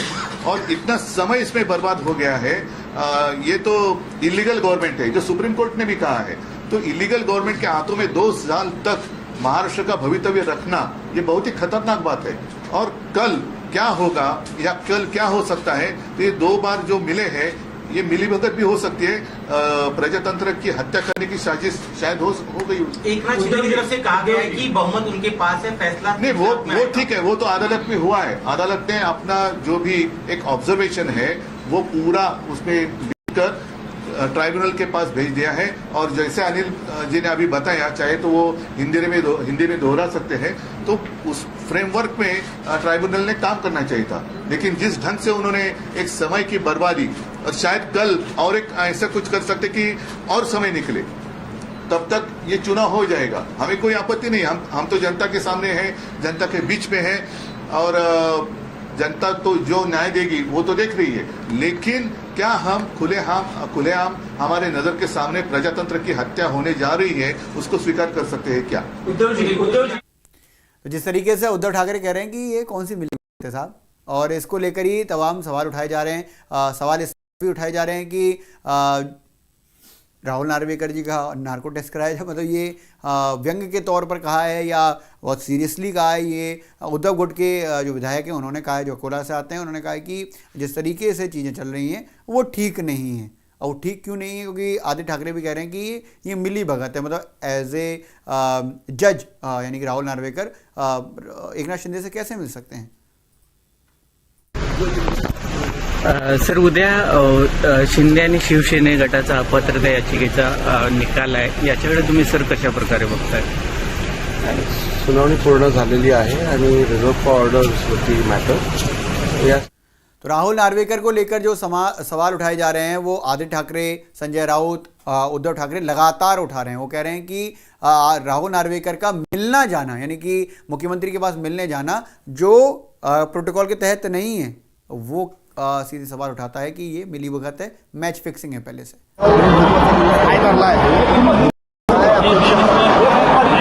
नार्वेकर म्हणतात न्याय सगळ्यांना मिळेल. मला वाटतं याच्यात 2-3 बाजू बघण्यासारख्या आहेत. पहिली बाजू म्हणजे हीच आहे की परवाकडे पहिल्यांदा असं मी ऐकतोय की अध्यक्ष महोदय स्वतः मुख्यमंत्र्यांना वर्षा बंगल्यावर भेटतात. म्हणजे न्यायमूर्ती आरोपींना भेटण्यासारखं झालेलं आहे. आणि हे जगजाहीर आपण पाहताय की असा हा प्रकार कधी महाराष्ट्रात झाला नव्हता. कदाचित त्यांनी कुठच्याही निमित्ताने बैठक लावली असती किंवा फोन केला असता. ह्यांचे फोन कोण टॅप करतोय की ह्यांना स्वतःवर विश्वास नाही, एकमेकांवर विश्वास नाही की फोन टॅपिंग चालू आहे. पण हे जरी असलं तरी दुसऱ्या बाजूला आजचा महत्त्वाचा दिवस एवढ्यासाठी आहे, हा न्याय नुसतं शिवसेना बाळासाहेब ठाकरे पक्षासाठी नाही, पण कुठचे संविधान पाळत आहेत अध्यक्ष महोदय ह्याच्यावर आहे. जर देशाच्या संविधानाप्रमाणे गेलं तर डॉक्टर बाबासाहेब आंबेडकरांनी जे संविधान दिलंय त्याप्रमाणे गेलं तर 40 गद्दार हे बाद झाले पाहिजे. जर निकाल वेगळा आला किंवा कन्फ्युजिंग निकाल आला तर त्याच्यात भाजपच्या नवीन संविधानाचं कुठेतरी मिश्रण झाल्यासारखं वाटायला लागेल. आज जर निकाल विरोधात केला तर त्याचे काय परिणाम होतील असं वाटतंय? मला वाटतं एक महत्वाची गोष्ट आहे की जसं मी सांगितलं की पक्षासाठी नाही तर देशासाठी हा निकाल महत्वाचा आहे. येणाऱ्या कार्याची ही चिन्ह असते आणि आपल्याला मग नागरिक म्हणून विचार करायला लागेल. निकाल उलटा गेला तर काय त्याची परिणाम? नाही तर जर तर मला वाटतं तेवढा विचार करून उपयोग नाही, कारण आता मला वाटतं 2-3-4 तासात सुरू होईल रिडिंग. आपण तर मैदानात असू, मला वाटतं तेव्हा पण पाटणला पोहोचलो असू. पण ठीक आहे, बघू पुढचं. त्रुटी राहणार नाही असं देखील नार्वेकर. मला हीच अपेक्षा त्यांच्याकडून आहे की त्यांनी त्यांच्या पदाची बदनामी करू नये आणि संविधान पाळावं. कृपाल तुकाने खासदार आहे, त्यांचं असं म्हणणं आहे की आदित्य आणि उद्धव ठाकरे फक्त पक्षामध्ये राहतील, बाकीचे जे आहेत ते काही लोकांना उत्तर न दिली बरी असतात, कारण मला वाटतं त्याच्यात आपण वेळ वाया घालू नये. पण फेब्रुवारी महिन्यात पहिल्या आठवड्यामध्ये एक मोठा राजकीय भूकंप होणार आहे अशा पद्धतीचं त्यांचं वक्तव्य आहे. कसं बघतात? ठीक आहे, चांगलं. बीडचे संपर्क प्रमुख आता बैठक आपण कोल्हापूरमध्ये आता इंडिया आघाडीची बैठक झाली, चांगली बैठक झाली. सगळ्यांना एकत्र येऊन या देशाच्या संविधानासाठी, लोकशाहीसाठी लढायचं आहे. आपण पाहताय की दिवसेंदिवस लोकशाही मारली जात आहे, चेपली जात आहे. काल देखील आपल्यातूनच एक चॅनल देखील बंद केले. मला वाटतं आज आपण पाहताय की जे कोणी सत्यासोबत उभे आहेत, जे कोणी पत्रकारिता देखील सत्यासोबत करत आहेत, त्यांचा आवाज दाबण्याचा प्रयत्न होतोय, त्याच्या विरुद्ध आम्ही लढत आहोत. जर हा निकाल विरोधात गेला तर कायदेशीर लढायला तयार आहे का? मला वाटतं हे सगळे जर तर जसं मी सांगितलं अपेक्षा हीच आहे की संविधान जे डॉक्टर बाबासाहेब आंबेडकरांनी दिलेले आहे त्याप्रमाणे निकाल यावा. जर वेगळा काही निकाल आला तर ते भाजपचं नवीन संविधान जे त्यांना लिहायचं त्याप्रमाणे होईल. अध्यक्ष सीएमना भेटायला गेलं तुम्ही आता सर्वोच्च न्यायालयात गेलं, सुनील प्रभूंनी याचिका दाखल केली. नेमकी ती याचिका हीच आहे. महत्वाची गोष्ट हीच असते की न्यायमूर्ती न्यायनिवाडा करतात. आता आपण पाहताय या पूर्ण घटनेत न्यायमूर्ती कोण आहेत? अध्यक्ष महोदय ट्रायब्युनलचं ते काम करतात आणि त्यांनी आरोपीनं जाऊन भेटणं, ज्यांच्यावर डिस्क्वालिफिकेशनचा आता केस चालू आहे, हे किती योग्य आहे? एरवी पण कधीही अध्यक्ष महोदय असं कोणाच्या म्हणजे प्रोटोकॉल प्रमाणे जात नाहीत घरी. हे करत असताना दिवसा ढवळे एवढं जाणं, प्रेसमध्ये आल्यानंतर देखील कुठेही न बोलणं, मला वाटतं असं कधी आम्ही राजकारण एवढं घाणेरडं पाहिलं नव्हतं. आहे की त्याच्यामध्ये असं म्हटलेलं आहे की माझ्या मतदारसंघातल्या कामासंदर्भात मी गेलो होतो आणि अध्यक्षपद सोडून मी आमदार केला. कितीतरी वेळा अशा त्यांनी प्रतिक्रिया देऊ शकतात, पण जे सत्य आहे ते सत्य आहे. आणि तसं पाहिलं गेलं तर परवा मी कोल्हापूरच होतो. अनेक कामं मुंबईतली रखडलेली आहेत, पण कुठचंही सुरू झालेलं नाही. त्यांच्या स्वतःच्या मतदारसंघातले रस्ते ते आता कोर्टात गेले आहेत, तिकडचे जे कॉन्ट्रॅक्टर आहेत. पण मुख्य गोष्ट हीच आहे की एवढं सगळं चालू असताना कितीही काही मोठी गोष्ट असली तरी एक प्रोटोकॉल पाळणं गरजेचं असतं आणि ते मान आणि ते जी काही जबाबदारी असते ती स्वतःची नसते तर पदाची असते, तेवढं तरी राखणं गरजेचं आहे. निकाल यायला अवघे काही तास शिल्लक आहेत, मात्र राजकीय हालचालीनं वेग आलेला आहे. काल रात्री मुख्यमंत्री आणि दोन्ही उपमुख्यमंत्र्यांमध्ये बैठक झाली. दीपक केसरकर देखील महत्वाच्या नेत्यांच्या भेटीगाठी घेत आहेत. कसं बघता एकूणच या राजकीय हालचालींकडे कसं बघता? पहिलं म्हणजे त्या 3 लोकांमध्ये खरा मुख्यमंत्री कोण आहे हे पण बघणं गरजेचं आहे. आणि मला वाटतं ह्या सगळ्या गोष्टी आहेत, चालू राहू शकतात. ते त्यांच्यात व्यस्त असतील. आपण पाहताय काल तर आम्ही तुमच्यासोबतच लोकांमध्ये आहोत. आम्ही आता आम्हाला न्याय हा जनतेकडून मिळणार. तुम्ही सुरुवातीला गद्दार हे सगळं वाक्य वापरत होता, आता पुन्हा एकदा दौरा करताय त्यामध्ये सुद्धा हीच वाक्य वापरत. 2 वर्ष जी गद्दारीची आहेत मी ही वाक्य वापरणार, कारण जे आहेत ते आहेत. घटनाबाह्य सरकार देखील आहे. आणि जर आपण पाहिलं असेल कोणी जर आपल्या देशाचा न्यायपूर्ण पालिकेचा अभ्यास केला, जर आपल्या संविधानाचा अभ्यास केला तर हे सरकार घटनाबाह्य आहेच, गद्दारांचं सरकार. आणि या गद्दारीवर शिक्कामोर्तब होऊ नये ह्याच्यासाठी आम्ही लढत आहोत. पृथ्वीराज चव्हाण वारंवार म्हणतात की पक्षांतर बैंदी कायदा मग कशासाठी आणला, त्यामध्ये काही बदल करण्याची नाही, हे तर खोकेचंच सरकार आहे ना. आणि आता काय आहे की मुख्यमंत्र्यांना वाटतं की 33 देशांनी याची नोंद घेतली. खरं नोंद घेतली गद्दारीची, तर जे काही केलं त्यांची नोंद घेतलेली.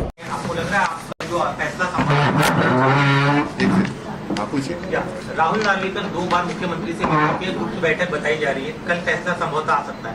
आप किस तरह से देखते हैं, क्या उम्मीद कर रहे हैं? हमें आशंका है क्योंकि सिर्फ स्पीकर और मुख्यमंत्री ऐसी ये मीटिंग नहीं थी, और वैसी भी अगर मीटिंग करनी हो तो कभी, मैं भी मुख्यमंत्री था, कभी स्पीकर उठकर मुख्यमंत्री के यहाँ नहीं जाते, वो मुख्यमंत्री जी को बुला लेता है। लेकिन अब ये दोनों जो है सिर्फ मुख्यमंत्री और स्पीकर नहीं है। स्पीकर जो है वो ट्राइब्यूनल है और मुख्यमंत्री का आरोपी है। तो क्या एक जज जिनके ऊपर आरोप है उनको मिल सकता है क्या? तो यही एक आशंका आती है कि क्या इन दोनों की मिलीभगत तो नहीं है। और सिर्फ मिलीभगत कोई व्यक्तिगत रूप में ये केस नहीं है, देश में प्रजातंत्र रहने वाला है या नहीं है, या दोनों मिलकर प्रजातंत्र की हत्या करने की साजिश कुछ कर रहे हैं, कोशिश कर रहे हैं, ऐसे तभी निकाला जा सकता है। और इसलिए जैसे मैंने कहा कि आज और कल ही हमने सुप्रीम कोर्ट के सामने एक एफिडेविट दिया है, और जिसमें दो बार वो मिले, एक बार नहीं 2 बार मिले हैं। वो उसमें हमने लिखा है कि आप भी उसमें देखो, और मैं आपके माध्यम से जो जनता की अदालत है, क्योंकि जनता सर्वश्रेष्ठ होती है और उसी लिए हम लड़ रहे हैं। जनता का अधिकार अगर कोई छीनता है तो हम तो वो बर्दाश्त नहीं करेंगे, और जनता की अदालत में हम आपके माध्यम से जाना चाहते हैं कि ये देखो क्या हो रहा है। और इसका नतीजा, जैसे एक पिछले 2 साल से एक केस चलती आई है, कोई आवश्यकता नहीं थी, कोई आवश्यकता नहीं थी। ये तो सीधी केस है, और कुछ जो घटना तज्ञ है वो बार बार अपनी राय इस बारे में रख रहे हैं। और आज भी जो एक हमारे महाराष्ट्र के ज्येष्ठ कायदे तज्ञ उल्लास बापट, उनकी एक रिएक्शन मैंने देखी लोकशाही चैनल पर, शायद आपके चैनल पर भी वो आई होगी। तो मैं पूरी जनता को एक रिक्वेस्ट करता हूँ, आप वो देखिए उनकी राय क्या है। और इतना समय इसमें बर्बाद हो गया है, ये तो इलीगल गवर्नमेंट है, जो सुप्रीम कोर्ट ने भी कहा है। तो इलीगल गवर्नमेंट के हाथों में 2 साल तक महाराष्ट्र का भवितव्य रखना, ये बहुत ही खतरनाक बात है। और कल क्या होगा या कल क्या हो सकता है, तो ये 2 बार जो मिले हैं, ये मिलीभगत भी हो सकती है, प्रजातंत्र की हत्या करने की साजिश शायद हो गई। एकनाथ शिंदे की तरफ से कहा गया है कि बहुमत उनके पास है, फैसला नहीं, वो ठीक है, वो तो अदालत में हुआ है। अदालत ने अपना जो भी एक ऑब्जर्वेशन है वो पूरा उसमें लिख कर ट्राइब्यूनल के पास भेज दिया है। और जैसे अनिल जी ने अभी बताया, चाहे तो वो हिंदी में दोहरा सकते हैं, तो उस फ्रेमवर्क में ट्राइब्यूनल ने काम करना चाहिए था। लेकिन जिस ढंग से उन्होंने एक समय की बर्बादी, और शायद कल और एक ऐसा कुछ कर सकते कि और समय निकले, तब तक ये चुनाव हो जाएगा। हमें कोई आपत्ति नहीं, हम तो जनता के सामने हैं, जनता के बीच में हैं, और जनता तो जो न्याय देगी वो तो देख रही है। लेकिन क्या हम खुलेआम हमारे नजर के सामने प्रजातंत्र की हत्या होने जा रही है, उसको स्वीकार कर सकते हैं क्या? उद्धव जी विरोधी नेत्यांच्या आमदार अपात्रता प्रकरणी निकाल यायला अवघे 24 तास उरले असताना तुमच्या पक्षाचे आमदार रवींद्र वायकर यांच्या सर, उद्या शिंदे आणि शिवसेने गटाचा अपात्रता याचिका काय ठरलाय? नार्वेकर म्हणतात न्याय सगळ्यांना मिळेल. मला वाटतं याच्यात 2-3 बाजू बघण्यासारख्या आहेत. पहिली बाजू म्हणजे हीच आहे की परवाकडे पहिल्यांदा असं मी ऐकतोय की अध्यक्ष महोदय स्वतः जाऊन मुख्यमंत्र्यांना वर्षा बंगल्यावर भेटतात. म्हणजे न्यायमूर्ती आरोपींना भेटण्यासारखं झालेलं आहे. आणि हे जगजाहीर आपण पाहताय की असा कधीही महाराष्ट्रात झाला नव्हता. कदाचित त्यांनी कुठच्याही निमित्ताने बैठक लावली असती किंवा फोन केला असता. ह्यांचे फोन कोण टॅप करतोय की ह्यांना स्वतःवर विश्वास नाही, एकमेकांवर विश्वास नाही की फोन टॅपिंग चालू आहे. पण हे जरी असलं तरी दुसऱ्या बाजूला आजचा महत्वाचा दिवस एवढ्यासाठी आहे, हा न्याय नुसतं शिवसेना उद्धव बाळासाहेब ठाकरे पक्षासाठी नाही, पण कुठचे संविधान पाळत आहेत अध्यक्ष महोदय याच्यावर आहे. जर देशाच्या संविधानाप्रमाणे गेलं, जर डॉक्टर बाबासाहेब आंबेडकरांनी जे संविधान दिलंय त्याप्रमाणे गेलं तर 40 गद्दार हे बाद झाले पाहिजे. जर निकाल वेगळा आला किंवा कन्फ्युजिंग निकाल आला तर ह्याच्यात भाजपचं नवीन संविधानाचं कुठेतरी मिश्रण झाल्यासारखं वाटायला लागेल. आज जर निकाल विरोधात केला तर त्याचे काय परिणाम होतील असं वाटतंय? मला वाटतं एक महत्वाची गोष्ट आहे की जसं मी सांगितलं की पक्षासाठी नाही तर देशासाठी हा निकाल महत्वाचा आहे. येणाऱ्या कार्याची ही चिन्ह असते आणि आपल्याला मग नागरिक म्हणून विचार करायला लागेल. निकाल उलटा गेला तर काय त्याची परिणाम? नाही, तो जर तरवर मला वाटतं तेवढा विचार करून उपयोग नाही करणार. आता मला वाटतं 2-3-4 तासात सुरू होईल रिडिंग. आपण तर मैदानात असू, मला वाटतं तेव्हा पण पाटणला पोहोचलो असू, पण ठीक आहे. त्रुटी राहणार नाही असं देखील नार्वेकर मला हीच अपेक्षा त्यांच्याकडून आहे की त्यांनी त्यांच्या पदाची बदनामी करू नये आणि संविधान पाळावं. कृपाल तुकाने खासदार आहे, त्यांचं असं म्हणणं आहे की आदित्य आणि उद्धव ठाकरे फक्त पक्षामध्ये राहतील, बाकीचे जे आहेत ते काही लोकांना उत्तर न दिली बरी असतात, कारण मला वाटतं त्याच्यात आपण वेळ वाया घालू नये. पण फेब्रुवारी महिन्याच्या पहिल्या आठवड्यामध्ये एक मोठा राजकीय भूकंप होणार आहे, अशा पद्धतीचं त्यांचं वक्तव्य आहे. कसं बघतात? ठीक आहे, चांगलं. बीडचे संपर्क प्रमुख बैठक आपण कोल्हापूरमध्ये आता इंडिया आघाडीची बैठक झाली, चांगली बैठक झाली. सगळ्यांना एकत्र येऊन या देशाच्या संविधानासाठी, लोकशाहीसाठी लढायचं आहे. आपण पाहत आहे की दिवसेंदिवस लोकशाही मारली जात आहे, चेपली जात आहे. काल देखील आपल्यातूनच एक चॅनल देखील बंद केले. मला वाटतं आज आपण पाहत आहे की जे कोणी सत्यासोबत उभे आहेत, जे कोणी पत्रकारिता देखील सत्यासोबत करत आहेत, त्यांचा आवाज दाबण्याचा प्रयत्न होत आहे, त्याच्या विरुद्ध आम्ही लढत आहोत. जर हा निकाल विरोधात गेला तर कायदेशीर लढायला तयार आहे का? मला वाटतं हे सगळे जसं मी सांगितलं, अपेक्षा हीच आहे की संविधान जे डॉक्टर बाबासाहेब आंबेडकरांनी दिलेलं आहे त्याप्रमाणे निकाल यावा. जर वेगळा काही निकाल आला तर ते भाजपचं नवीन संविधान जे त्यांना लिहायचं आहे त्याप्रमाणे होईल. अध्यक्ष सीएमना भेटायला गेलं तुम्ही आता सर्वोच्च न्यायालयात गेले, सुनील प्रभूंनी याचिका दाखल केली. नेमकी ती याचिका हीच आहे. महत्वाची गोष्ट हीच असते की न्यायमूर्ती जेव्हा न्यायनिवाडा करतात, आता आपण पाहताय या पूर्ण घटनेत न्यायमूर्ती कोण आहेत? तर अध्यक्ष महोदय. ट्रायब्युनलचं ते काम करतात आणि त्यांनी आरोपीनं जाऊन भेटणं, ज्यांच्यावर डिस्क्वालिफिकेशनचा आता केस चालू आहे, हे किती योग्य आहे? एरवी पण कधी अध्यक्ष महोदय असं कोणाच्या प्रोटोकॉल प्रमाणे जात नाही.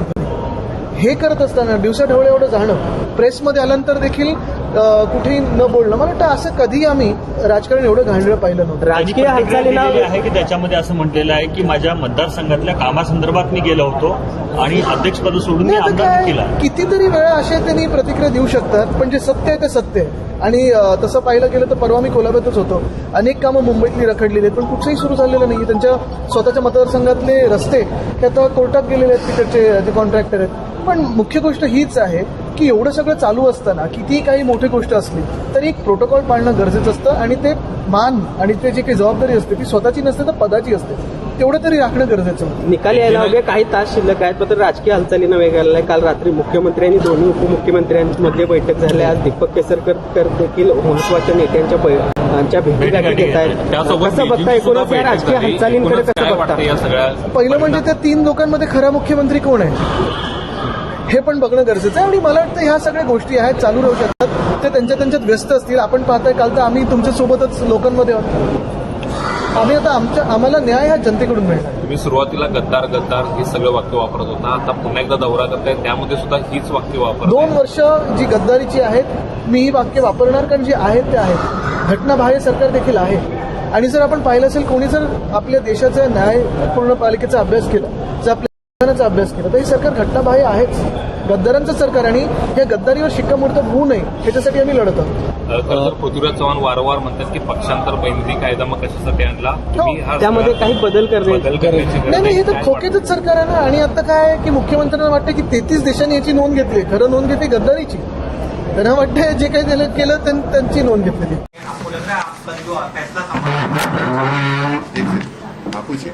राहुल नार्वेकर 2 बार मुख्यमंत्री से मिलकर गुप्त बैठक बताई जा रही है, कल फैसला संभवतः आ सकता है. आप किस तरह से देखते हैं, क्या उम्मीद कर रहे हैं? हमें आशंका है, क्योंकि सिर्फ स्पीकर और मुख्यमंत्री ऐसी ये मीटिंग नहीं थी, और वैसे भी अगर मीटिंग करनी हो तो कभी, मैं भी मुख्यमंत्री था, कभी स्पीकर उठकर मुख्यमंत्री के यहाँ नहीं जाते, वो मुख्यमंत्री जी को बुला लेता है.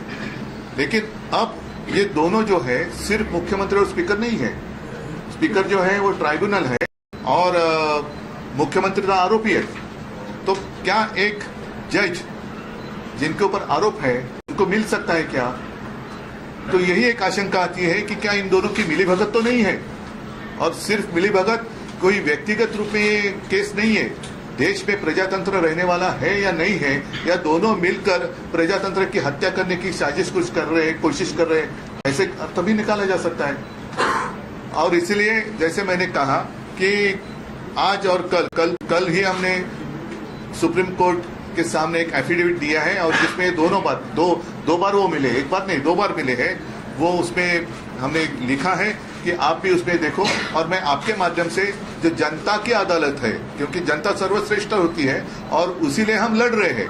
जनता का अधिकार अगर कोई छीनता है तो हम तो वो बर्दाश्त नहीं करेंगे। और जनता की अदालत में हम आपके माध्यम से जानना चाहते हैं कि ये देखो क्या हो रहा है और इसका नतीजा, जैसे एक पिछले 2 साल से एक केस चलती आई है, कोई आवश्यकता नहीं थी, कोई आवश्यकता नहीं थी। ये तो सीधी केस है और कुछ जो घटना तज्ञ है वो बार बार अपनी राय इस बारे में रख रहे हैं। और आज भी जो एक हमारे महाराष्ट्र के ज्येष्ठ कायदे तज्ञ उल्लास बापट, उनकी एक रिएक्शन मैंने देखी लोकशाही चैनल पर, शायद आपके चैनल पर भी वो आई होगी। तो मैं पूरी जनता को एक रिक्वेस्ट करता हूँ, आप वो देखिए उनकी राय क्या है।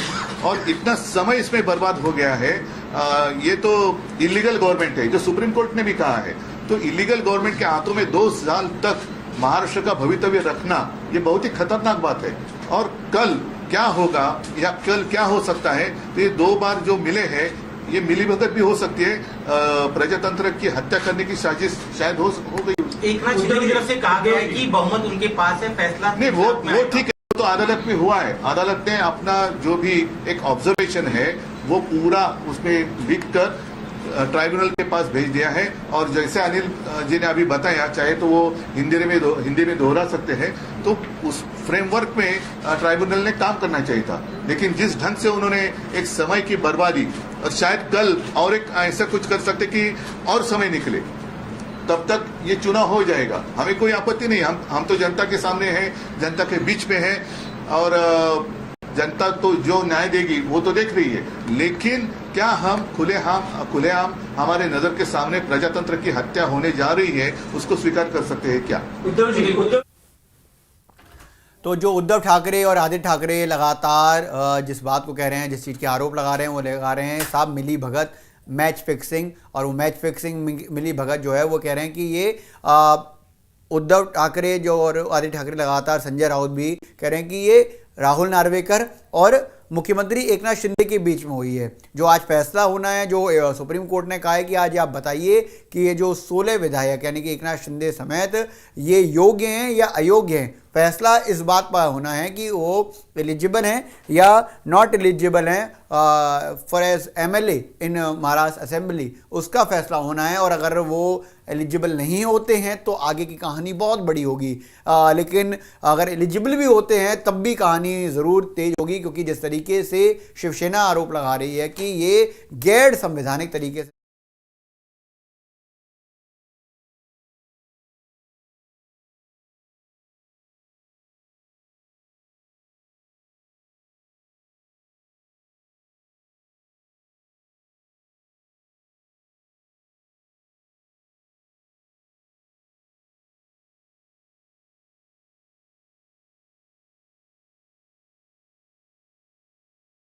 जाने का जो जमावड़ा है, कहे तेजी है, वो बरकरार है। इसके साथ साथ एक जो बड़ी खबर ये भी है कि जिस तरीके से ये फैसला होगा उसके बाद जो है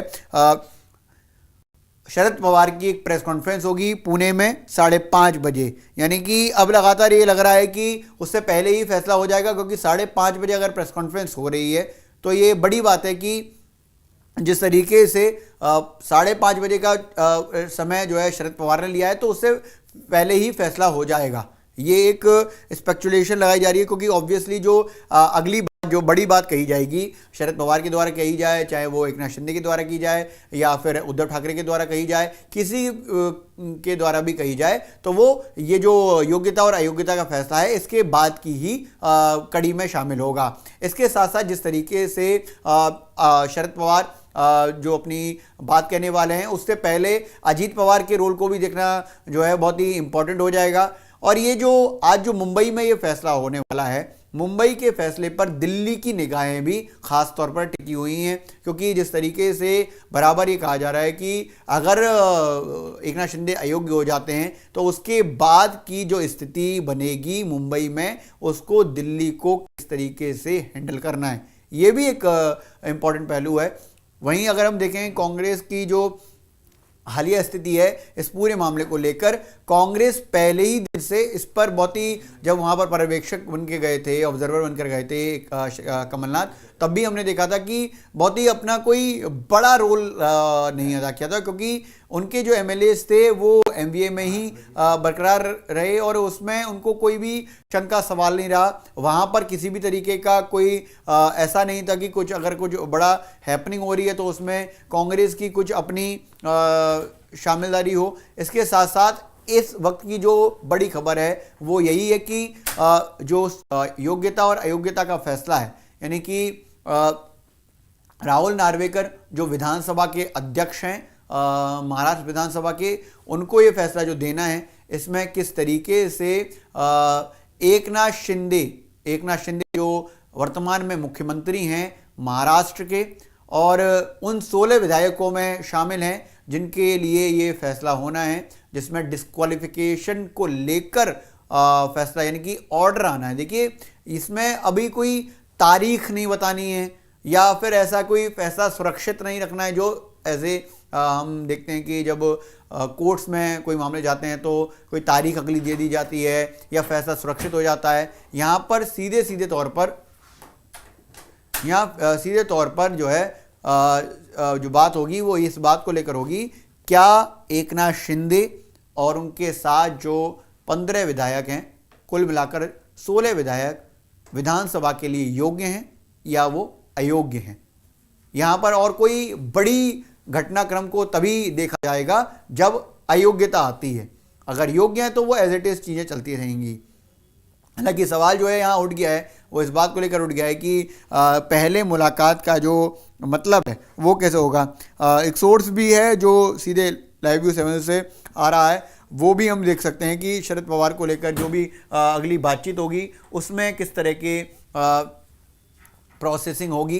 लेकिन अभी की जो प्रोसेसिंग है उसमें सबसे पहले की जो बात है वो यही है कि जिस तरीके से एकनाथ शिंदे और अगर वहाँ पर हैपनिंग हो रही है मुंबई में तो हम उसको लगातार आपको दिखाएंगे, क्योंकि जो राहुल नार्वेकर हैं यानी कि जो विधानसभा के अध्यक्ष हैं उनको इस बात को तय करना है कि एकनाथ शिंदे और उनके साथ जो 15 विधायक जो ये विधायक जो हैं वो कुल 39 जो एमएलए हैं वो जो हैं वो इस वक्त सरकार में शामिल हैं।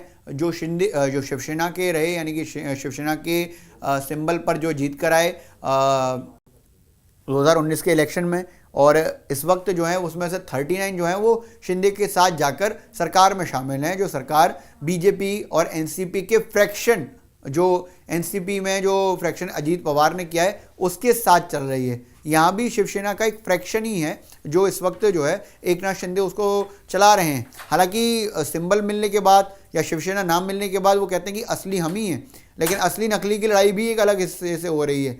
असली नकली शिवसेना की लड़ाई भी अभी लड़ी जा रही है, वो एक मामला और है जो सुप्रीम कोर्ट में लंबित है। लेकिन यहाँ पर मामला जो क्वालिफिकेशन और डिस्क्वालिफिकेशन का है यानी कि अयोग्यता और योग्यता का है। विधायक जो 16 रहे यानी कि 15+ यानी कि 15+ एकनाथ शिंदे 16 कुल विधायकों की योग्यता और अयोग्यता को लेकर जो चर्चा है उस पर बात है। वहीं जो उद्धव ठाकरे का कहना है ये मिली भगत जो है वो पहले इस कदर हो गई है कि खुद स्पीकर महोदय जाकर मिल रहे हैं, खुद स्पीकर जाकर मिल रहे हैं सीधे तौर पर मुख्यमंत्री से, जो कहीं भी ठीक नहीं है। उद्धव ठाकरे को सुनिए कि उन्होंने कहा कि ये किस तरीके से चीजें चल रही हैं। आपको लग रहा है आपका जो फैसला आप पूछिए। राहुल नार्वेकर 2 बार मुख्यमंत्री से मिलकर के गुप्त बैठक बताई जा रही है, कल फैसला संभवतः आ सकता है। आप किस तरह से देखते हैं, क्या उम्मीद कर रहे हैं? हमें आशंका है क्योंकि सिर्फ स्पीकर और मुख्यमंत्री ऐसी ये मीटिंग नहीं थी, और वैसी भी अगर मीटिंग करनी हो तो कभी मैं भी मुख्यमंत्री था, कभी स्पीकर उठकर मुख्यमंत्री के यहाँ नहीं जाते, वो मुख्यमंत्री जी को बुला लेता है। लेकिन अब ये दोनों जो है सिर्फ मुख्यमंत्री और स्पीकर नहीं है। स्पीकर जो है वो ट्राइब्यूनल है और मुख्यमंत्री का आरोपी है। तो क्या एक जज जिनके ऊपर आरोप है उनको मिल सकता है क्या? तो यही एक आशंका आती है कि क्या इन दोनों की मिलीभगत तो नहीं है। और सिर्फ मिलीभगत कोई व्यक्तिगत रूप में ये केस नहीं है, देश में प्रजातंत्र रहने वाला है या नहीं है, या दोनों मिलकर प्रजातंत्र की हत्या करने की साजिश कुछ कर रहे हैं, कोशिश कर रहे हैं, ऐसे तभी निकाला जा सकता है। और इसलिए जैसे मैंने कहा कि आज और कल ही हमने सुप्रीम कोर्ट के सामने एक एफिडेविट दिया है और जिसमें दो बार वो मिले, एक बार नहीं 2 बार मिले हैं। वो उसमें हमने लिखा है कि आप भी उसमें देखो और मैं आपके माध्यम से जो जनता की अदालत है, क्योंकि जनता सर्वश्रेष्ठ होती है और उसीलिए हम लड़ रहे हैं। जनता का अधिकार अगर कोई छीनता है तो हम तो वो बर्दाश्त नहीं करेंगे और जनता की अदालत में हम आपके माध्यम से जाना चाहते हैं कि ये देखो क्या हो रहा है और इसका नतीजा। जैसे एक पिछले 2 साल से एक केस चलती आई है, कोई आवश्यकता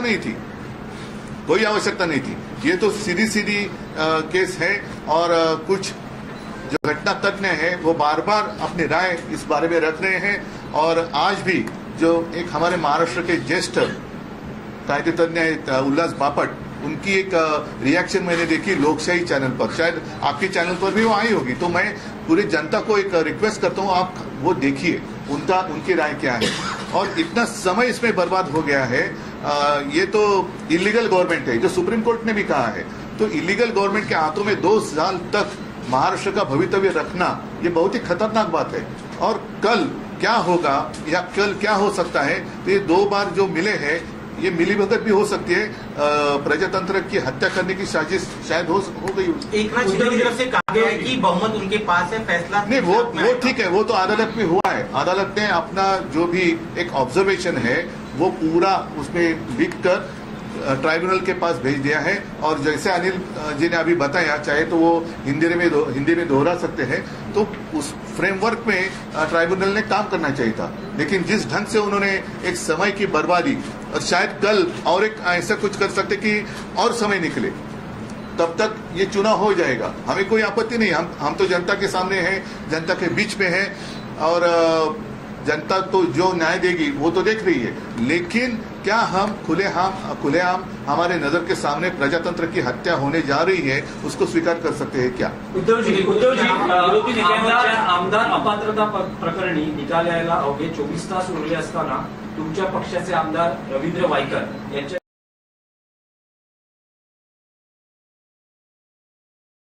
तो यहाँ पर हमने सुना कि जिस तरीके से उद्धव ठाकरे ने अपनी बात को रखा कि साहब ऐसा है कि ये मिली भगत, क्यों मिली भगत, उसका वो वजह बता रहे हैं कि 2 रोज़ पहले और 2 बार अलग अलग दिन पर ये मुलाकात हुई है राहुल नार्वेकर साहब की और मुख्यमंत्री साहब की। और मुलाकात का जो इंटरेस्टिंग पहलू उन्होंने जो बताया वो कहा है कि साहब की स्पीकर महोदय जो कभी नहीं जाते हैं, जिनका मतलब प्रोटोकॉल के तहत जो बता रहे हैं कि मुख्यमंत्री से मिलने, बल्कि मुख्यमंत्री वक्त लेते हैं स्पीकर महोदय से मिलने के लिए, वहाँ उल्टा हुआ। तो उन्होंने कहा कि ये तो मैच फिक्स लग रहा है। इसी को लेकर जो है आदित्य ठाकरे, उद्धव ठाकरे बेटे, वो कहते हैं कि जज के रूप में है राहुल नार्वेकर, और जज के रूप में राहुल नार्वेकर हैं और वो क्रिमिनल, मतलब उनकी जो संज्ञा थी वो इस बात को लेकर थी कि जिन पर फैसला देना है वो उनसे मिल रहे हैं। तो ये पहले कैसे हो, 2 दिन पहले ही जो फैसला होना है उससे 2 रोज़ पहले ही आप जाकर मिल रहे हैं, तो ये अजीब है। और वो कहते हैं कि एक तरह का ये लगता है कि सब कुछ जो है पहले से आपस में गठजोड़ है। जो संजय राउत कहते हैं मैच फिक्सिंग, उसको ही जो है आदित्य ठाकरे जो है अलग शब्दों में बयां कर रहे हैं।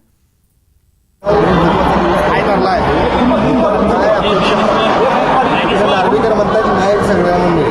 मला वाटतं याच्यात 2-3 बाजू बघण्यासारख्या आहेत. पहिली बाजू म्हणजे हीच आहे की परवाकडे पहिल्यांदा असं मी ऐकतोय की अध्यक्ष महोदय स्वतः जाऊन मुख्यमंत्र्यांना वर्षा बंगल्यावर भेटतात. म्हणजे न्यायमूर्ती आरोपींना भेटण्यासारखं झालेलं आहे आणि हे जगजाहीर आपण पाहताय की असा हा प्रकार कधीही महाराष्ट्रात झाला नव्हता. कदाचित त्यांनी कुठच्याही निमित्ताने बैठक लावली असती किंवा फोन केला असता. ह्यांचे फोन कोण टॅप करतोय की ह्यांना स्वतःवर विश्वास नाही, एकमेकांवर विश्वास नाही की फोन टॅपिंग चालू आहे. पण हे जरी असलं तरी दुसऱ्या बाजूला आजचा महत्त्वाचा दिवस एवढ्यासाठी आहे, हा न्याय नुसतं शिवसेना उद्धव बाळासाहेब ठाकरे पक्षासाठी नाही, पण कुठचे संविधान पाळत आहेत अध्यक्ष महोदय ह्याच्यावर आहे. जर देशाच्या संविधानाप्रमाणे गेलं, जर डॉक्टर बाबासाहेब आंबेडकरांनी जे संविधान दिलंय त्याप्रमाणे गेलं तर 40 बाद झाले पाहिजे. जर निकाल वेगळा आला किंवा कन्फ्युजिंग निकाल आला तर ह्याच्यात भाजपच्या नवीन संविधानाचं कुठेतरी मिश्रण झाल्यासारखं वाटायला लागेल. आज जर निकाल विरोधात केला तर त्याचे काय परिणाम होतील असं वाटतंय? मला वाटतं एक महत्वाची गोष्ट आहे की जसं मी सांगितलं की पक्षासाठी नाही तर देशासाठी हा निकाल महत्वाचा आहे. येणाऱ्या कार्याची ही चिन्ह असते आणि आपल्याला मग नायक म्हणून विचार करायला लागेल. निकाल उलटा गेला तर काय त्याची परिणाम? नाही, तो जर तरवर मला वाटतं तेवढा विचार करून उपयोग नाही, कारण आता मला वाटतं 2-3-4 सुरू होईल रिडिंग. आपण तर मैदानात असू, मला वाटतं तेव्हा पण पाटणला पोहोचलो असू, पण ठीक आहे, बघू पुढचं काय. त्रुटी राहणार नाही असं देखील नार्वेकर. मला हीच अपेक्षा त्यांच्याकडून आहे की त्यांनी त्यांच्या पदाची बदनामी करू नये आणि संविधान पाळावं. कृपाल तुकाने खासदार आहेत, त्यांचं असं म्हणणं आहे की आदित्य आणि उद्धव ठाकरे फक्त पक्षामध्ये राहतील, बाकीचे जे आहेत ते काही लोकांना उत्तर न दिली बरी असतात, कारण मला वाटतं त्याच्यात आपण वेळ वाया घालू नये. पण फेब्रुवारी महिन्याच्या पहिल्या आठवड्यामध्ये एक मोठा राजकीय भूकंप होणार आहे, अशा पद्धतीचं त्यांचं वक्तव्य आहे. कसं बघतात? ठीक आहे, चांगलं. बीडचे संपर्क प्रमुख आता बैठक आपण कोल्हापूरमध्ये आता इंडिया आघाडीची बैठक झाली, चांगली बैठक झाली. सगळ्यांना एकत्र येऊन या देशाच्या संविधानासाठी, लोकशाहीसाठी लढायचं आहे. आपण पाहतो की दिवसेंदिवस लोकशाही मारली जात आहे, चेपली जात आहे. काल देखील आपल्यातूनच एक चॅनल देखील बंद केले. मला वाटतं आज आपण पाहत आहे की जे कोणी सत्यासोबत उभे आहेत, जे कोणी पत्रकारिता देखील सत्यासोबत करत आहेत, त्यांचा आवाज दाबण्याचा प्रयत्न होत आहे, त्याच्या विरुद्ध आम्ही लढत आहोत. जर हा निकाल विरोधात गेला तर कायदेशीर लढायला तयार आहे का? मला वाटतं हे सगळे जर तर जसं मी सांगितलं, अपेक्षा हीच आहे की संविधान जे डॉक्टर बाबासाहेब आंबेडकरांनी दिलेलं आहे त्याप्रमाणे निकाल यावा. जर वेगळा काही निकाल आला तर ते भाजपचं नवीन संविधान जे त्यांना लिहायचं आहे त्याप्रमाणे होईल. अध्यक्ष सीएमना भेटायला गेलं तुम्ही आता सर्वोच्च न्यायालयात गेले, सुनील प्रभूंनी याचिका दाखल केली. नेमकी ती याचिका हीच आहे. महत्वाची गोष्ट हीच असते की न्यायमूर्ती जेव्हा न्यायनिवाडा करतात, आता आपण पाहतोय या पूर्ण घटनेत न्यायमूर्ती कोण आहेत? अध्यक्ष महोदय ट्रायब्युनलचं ते काम करतात आणि त्यांनी आरोपीनं जाऊन भेटलं, ज्यांच्यावर डिस्क्वालिफिकेशनचा आता केस चालू आहे, हे किती योग्य आहे? एरवी पण कधी अध्यक्ष महोदय असं कोणाच्या म्हणजे प्रोटोकॉल प्रमाणे जात नाहीत घरी. हे करत असताना दिवसा ढवळे एवढं जाणं, प्रेसमध्ये आल्यानंतर देखील कुठेही न बोलणं, मला वाटतं असं कधी आम्ही राजकारण एवढं घाणेरडं पाहिलं नव्हतं. राजकीय हालचाली आहे की त्याच्यामध्ये असं म्हटलेलं आहे की माझ्या मतदारसंघातल्या कामासंदर्भात मी गेलो होतो आणि अध्यक्षपद सोडून मी आमदार केला. कितीतरी वेळा अशा त्यांनी प्रतिक्रिया देऊ शकतात, पण जे सत्य आहे ते सत्य आहे. आणि तसं पाहिलं गेलं तर परवा मी कोल्हापूरच होतो, अनेक कामं मुंबईतली रखडलेली आहेत, पण कुठचंही सुरू झालेलं नाही. त्यांच्या स्वतःच्या मतदारसंघातले रस्ते हे आता कोर्टात गेलेले आहेत, तिकडचे जे कॉन्ट्रॅक्टर आहेत. पण मुख्य गोष्ट हीच आहे की एवढं सगळं चालू असताना कितीही काही मोठी गोष्ट असली तरी एक प्रोटोकॉल पाळणं गरजेचं असतं आणि ते मान आणि ते जी काही जबाबदारी असते ती स्वतःची नसते तर पदाची असते, तेवढं तरी राखणं गरजेचं. निकाल यायला हवे, काही तास शिल्लक आहेत, मात्र राजकीय हालचालीनं वेग आलेला आहे. काल रात्री मुख्यमंत्री आणि दोन्ही उपमुख्यमंत्र्यांमध्ये बैठक झाली. आज दीपक केसरकर देखील महत्वाच्या नेत्यांच्या भेटीगाठी घेत आहेत. कसं बघता एकूणच या राजकीय हालचालींकडे कसं बघता? पहिलं म्हणजे त्या 3 लोकांमध्ये खरा मुख्यमंत्री कोण आहे हे पण बघणं गरजेचं आहे. आणि मला वाटतं ह्या सगळ्या गोष्टी आहेत, चालू राहू शकतात, ते त्यांच्यात व्यस्त असतील. आपण पाहताय काल तर आम्ही तुमच्यासोबतच लोकांमध्ये आहोत. आम्ही आता आम्हाला न्याय हा जनतेकडून मिळणार. तुम्ही सुरुवातीला गद्दार हे सगळं वाक्य वापरत होता, आता पुन्हा एकदा दौरा करताय त्यामध्ये सुद्धा हीच वाक्य वापर. 2 वर्ष जी गद्दारीची आहेत मी ही वाक्य वापरणार, कारण जी आहेत ते आहेत. घटनाबाह्य सरकार देखील आहे. आणि जर आपण पाहिलं असेल, कोणी जर आपल्या देशाचा न्यायपूर्ण पालिकेचा अभ्यास केला, जर आपल्या संविधानाचा अभ्यास केला, तर हे सरकार घटनाबाह्य आहेच, गद्दारांचं सरकार. आणि या गद्दारीवर शिक्कामोर्तब होऊ नये याच्यासाठी आम्ही लढत आहोत. पृथ्वीराज चव्हाण वारंवार म्हणतात की पक्षांतर बैंदी कायदा मग कशासाठी आणला, त्यामध्ये काही बदल करायचे नाही. हे तर खोकेचंच सरकार आहे ना. आणि आता काय आहे की मुख्यमंत्र्यांना वाटतं की 33 देशांनी याची नोंद घेतली, खरं नोंद घेतली गद्दारीची. त्यांना वाटतं जे काही केलं त्यांची नोंद घेतलेली. तो इस वक्त की सबसे बड़ी खबर है कि महाराष्ट्र में 16 विधायकों की अयोग्यता को लेकर कभी भी फैसला आ सकता है, किसी भी वक्त फैसला आ सकता है। महाराष्ट्र विधानसभा से सीधे लाइव आपको ये फैसला हम दिखाएंगे। राहुल नार्वेकर जो विधानसभा अध्यक्ष हैं, स्पीकर हैं, वो इस फैसले को पढ़ेंगे। और दरअसल जो सुप्रीम कोर्ट का ऑर्डर रहा कि जिसमें स्पीकर महोदय को ये ताकत दी गई कि वो 16 विधायक जिसमें एकनाथ शिंदे भी शामिल हैं उनको लेकर, उनकी एलिजिबिलिटी को लेकर जो है वो फैसला सुनाएं। इस वक्त का जो सबसे बड़ा राजनीतिक एक तरह से कहें कि गतिविधि या कहें कि एक उठापटक वाला जो दौर है वो महाराष्ट्र, मुंबई से दिल्ली तक और कहें तो पूरे देश में सबसे ज़्यादा एक देखने लायक सिचुएशन में बना हुआ है।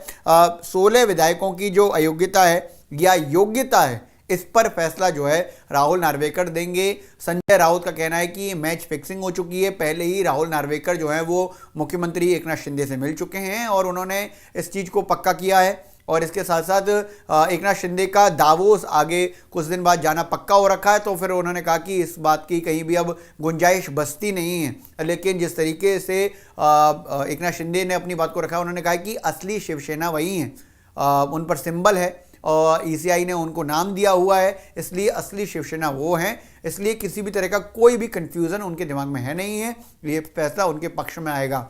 आदित्य ठाकरे और उद्धव ठाकरे का कहना है कि ये कैसे हुआ कि एक जज के तौर पर कोई व्यक्ति अगर है और वो उस व्यक्ति से मिलने जाए जिस पर वो उसको फैसला सुनाना है। इसके साथ साथ उद्धव ठाकरे बात बढ़ाकर एक और कहते हैं, वो कहते हैं कि साहब कि मुख्यमंत्री मैं भी रहा हूं और मुझे पता है कि क्या प्रोटोकॉल है, क्या न्याय संगत बात है। उसमें जो मुख्यमंत्री रहता है वो जाता है स्पीकर से मिलने के लिए, स्पीकर का वक्त लेता है, लेकिन ऐसा नहीं होता है कि स्पीकर जाए और सीधे इस समय महाराष्ट्र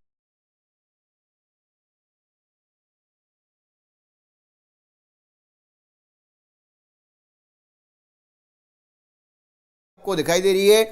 5:11 का वक्त हो रहा है। बुधवार 10 जनवरी का दिन जब ये फिक्स किया गया कि आज जो है राहुल नार्वेकर फैसला सुनाएंगे और जैसे ही वहां से कोई आवाज हमें सुनाई देनी शुरू होती है, राहुल नार्वेकर अपनी बात को पढ़ रहे हैं, सुनाइए।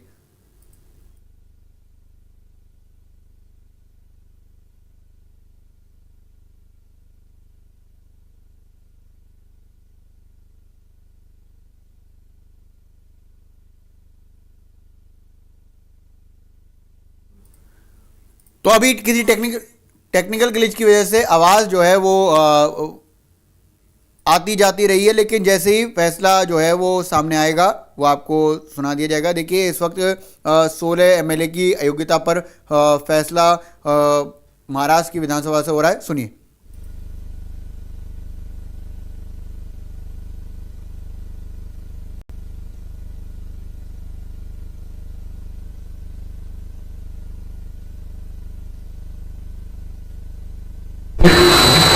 Under 21A, group number 4 consists of petition number 19, again filed by legislator belonging to the UBT faction. Under 21B, challenging the defiance of whip with regards to the speaker's election. Group number 6 consists of petition number 21, again filed by legislator belonging to the UBT faction under 21B with regards to defiance of whip for the confidence motion. Group number 5 consists of petition number 22 to 24 which has been filed by legislator belonging to the Shinde faction under 21A and 21B. Group 2 consists of petition number 17 which has been filed against certain independents and members belonging to other parties under 2 subclause 2. So we shall, before I proceed with the judgment, pronouncement of the order, I would like to express my sincere gratitude towards the Honorable Supreme Court of India, which has provided an extremely guiding force by way of its order, whereby they have given a direction to the whole adjudication of the issues being decided in the proceedings today. Therefore, I would at the outset express my gratitude towards the Apex Court. At the same time, I would like to express acknowledgement and a big thank you to the staff of the state legislature who have assisted me and the paralegal assistance which I have received from them during the course of the conduct of these proceedings pertaining to disqualification. I would also like to appreciate the cooperation which I have got from counsels appearing on both the sides, and I shall now proceed with the pronouncement of the order as we are aware that there are certain preliminary issues which are applicable to all the 5 groups out of the 6 groups, and therefore I shall first commence with my ruling on the preliminary issues which concern all the 5 groups. Thereafter, I shall pronounce the operative part of the orders concerning each group and the relevant and important paragraphs pertaining to each group. So we shall commence with group number 1.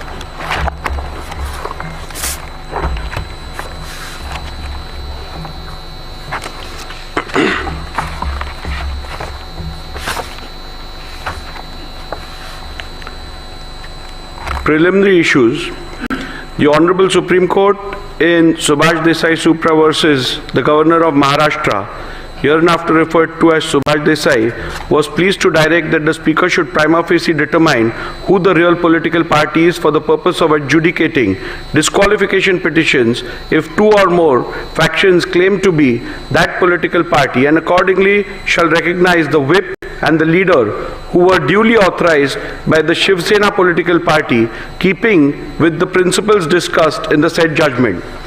Hence, keeping in view the factual matrix and the directions of the Honorable Supreme Court, I will prima facie determine who the political party is for the purpose of adjudicating disqualification petitions if 2 or more factions claim to be that political party, and accordingly recognize the whip and the leader who are duly authorized by Shiv Sena political party. Keeping in mind principles discussed in Subhash Desai Supra, it is necessary to consider and determine the said preliminary issue before examining the merits and deciding whether respondents have incurred disqualification under the 10th schedule of the Constitution of India.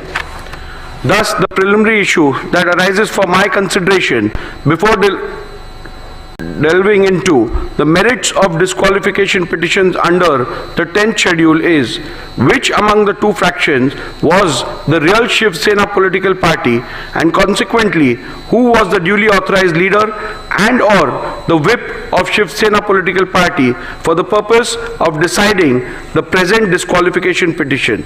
The other issue framed for my consideration in this group of disqualification petition is whether the respondents have incurred disqualification in terms of paragraph 21A of the 10th schedule of the Constitution of India on account of their alleged acts and conduct.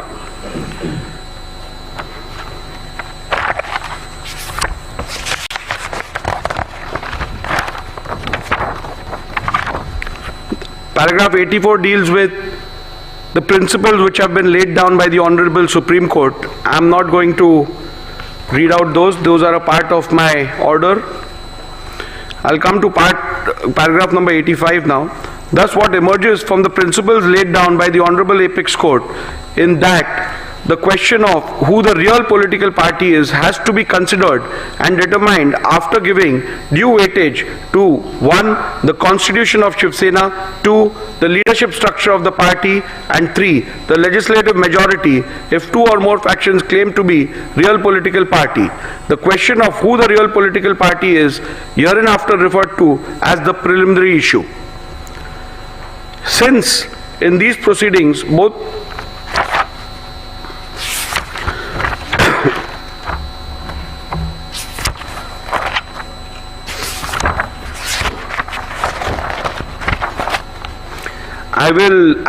in the previous paragraphs I have recorded the submissions made by both the parties.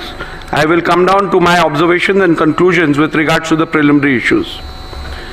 As stated earlier, the decision of the preliminary issue has to be taken after careful analysis of the Constitution of Shiv Sena, the leadership structure of the party, and the legislative party majority. After having heard both sides on the above aspect, I now propose to proceed to record my observations and finding on the preliminary issue. As is evident from the submissions of the parties, there is no consensus on the Constitution submitted to the Election Commission of India with consent of both the factions. Likewise, the parties have different point of view on the leadership structure, which has to be taken into consideration. The only aspect which is undisputed is the majority in the legislature party. Hence, to embark upon the finding on the preliminary issue, I will have to decide the relevant constitution which has to be taken into account. 2. The leadership structure which existed before the dispute arose. It will also have to be determined as to when the rival factions emerged.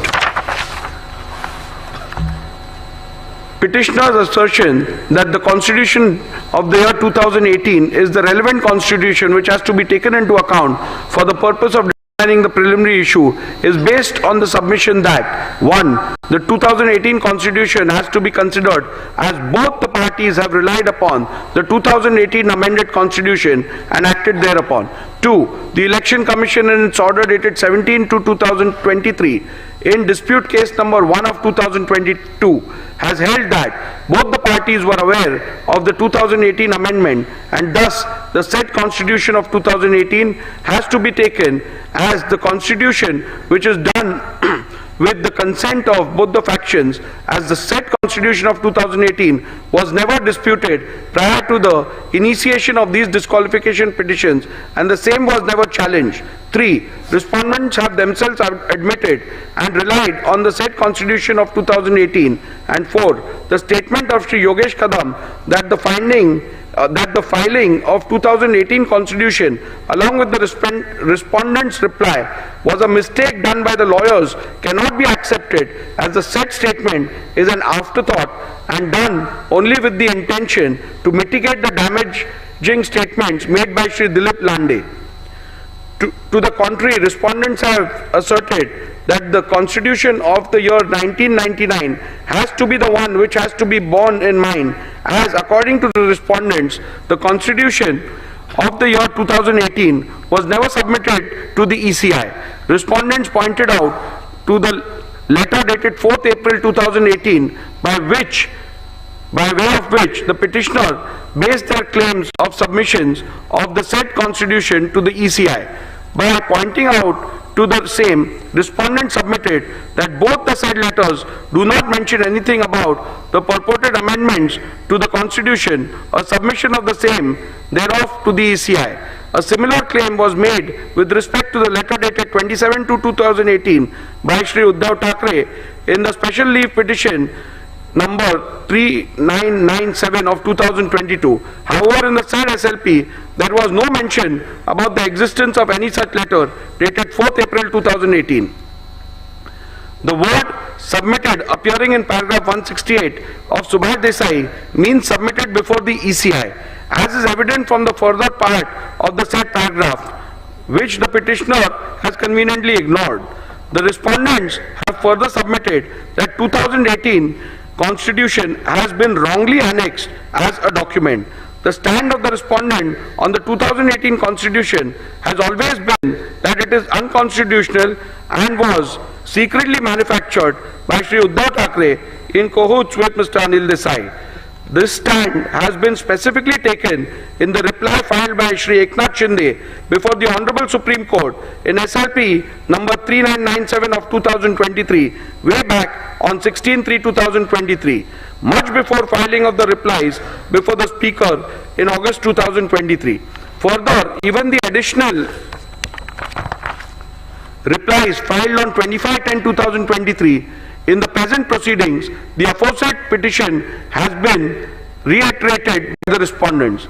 After having considered the submissions advanced by both the parties on the question as to which is the relevant constitution for the purpose of determination of the preliminary issue, I have come to the following conclusion.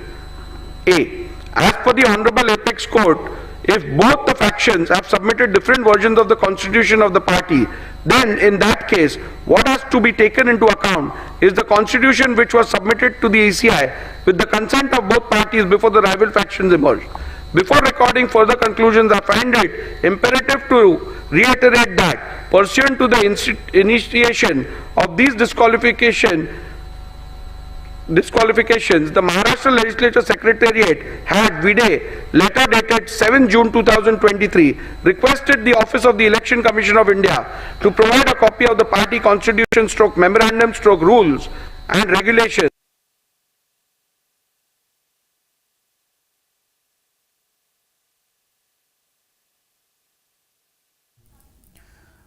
तो speaker Rahul Narvekar जो है वो ये फैसला पढ़ रहे हैं और वो लगातार इस बात को बता रहे हैं कि किस तरह से संशोधित संविधान पर दोनों को भरोसा है। आगे सुनिए।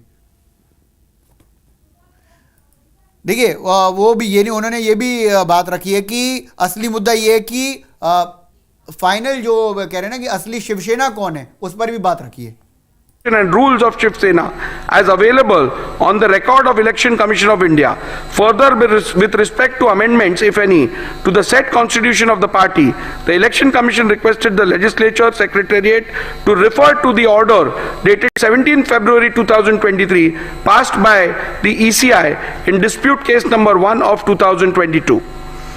Having perused the same, it has to be noted that the copy of the Constitution of Shiv Sena provided by the ECI does not bear any date or year, but as per the ECI, that which is provided vide their reply is the only Constitution of Shiv Sena available on the record of the ECI. Further, with respect to the amendments, if any, to the said Constitution, the Election Commission, vide its order dated 17 February 2023, has held in paragraph 132 4b that the amended Constitution of 2018 is not on the record of the Commission. Thus, the petitioner's submission that the Constitution of the year 2018 has to be taken into account cannot be accepted, as I am bound to follow the directions of the Honorable Apex Court in Subhash Desai Supra, and accordingly take into account the Constitution which the Election Commission has provided. In my jurisdiction under the 10th schedule of the Constitution of India, I cannot delve into any other factor while deciding which is the relevant constitution. As prima facie, it is evident from the records of the ACI that the 1999 constitution is the one which was submitted to the ECI by the Shiv Sena before rival factions emerged. Further, it is also necessary to mention that the petitioner's submission that the Constitution of the year 2018 was submitted to the ECI by referring to the letter dated 4th April 2018 cannot be accepted. A bare perusal of the said letter dated 4th April 2018, by way of which the petitioner based their claim of submission of the said Constitution to the ECI, does not bear any content which shows that an amended Constitution was submitted to the ECI. The said letter only refers to the election held and the results thereof, and nothing more. Further, on closer examination of the special leave petition filed by Mr. Uddhav Thackeray before the Honorable Supreme Court, challenging the ECI decision SLP number 3997 of 2022, I find that exactly same claim has been made about the letter dated 27/2/2018, and there is no mention about the new letter of 4th April 2018. Accordingly, said letter of 2/7/2018 is on the website of the Election Commission of India. However, there is no document relating to the Constitution annexed to it. Hence, on this ground also, petitioner's submission that the Constitution of the year 2018 has to be taken into account cannot be accepted. Petitioner's submission that submitted before the Speaker, petitioner's submission that into inverted submitted before the Speaker would mean into inverted annexed by the petitioner and the respondents in their respective petitions and replies thereto cannot be accepted, as there is a clear provision under the 1986 rule where the leader has to submit the party constitution.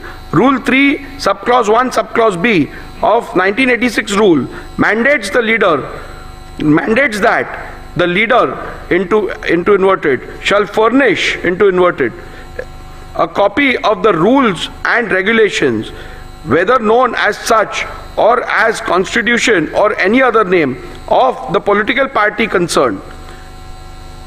Further, Rule 3 subclause 4 contemplates that whenever any change takes place in the information furnished by the leader of the legislature party under Rule 3 subclause 1, he shall as soon as may be thereafter, and in any case within 30 days from the date on which such change has taken place, or written such further period, or within such further period as the Speaker may for sufficient cause allow, furnish in writing information to the Speaker with respect to such change.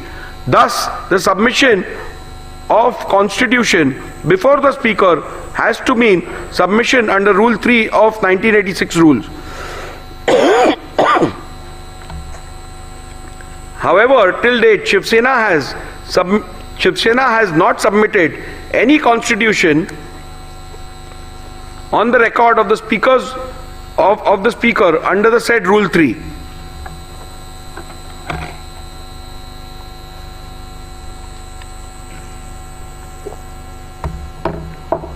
In view of the above observation and finding, I need not further analyze any other submission in this regard made by the parties, and I hold that the Constitution of Shiv Sena provided by Election Commission of India, vide letter dated 22nd June 2023, is the relevant Constitution of Shiv Sena for determination of the preliminary issue as to which faction is the real political party. Constitution of Shiv Sena held to be the relevant constitution is hereinafter referred to as the SS Constitution.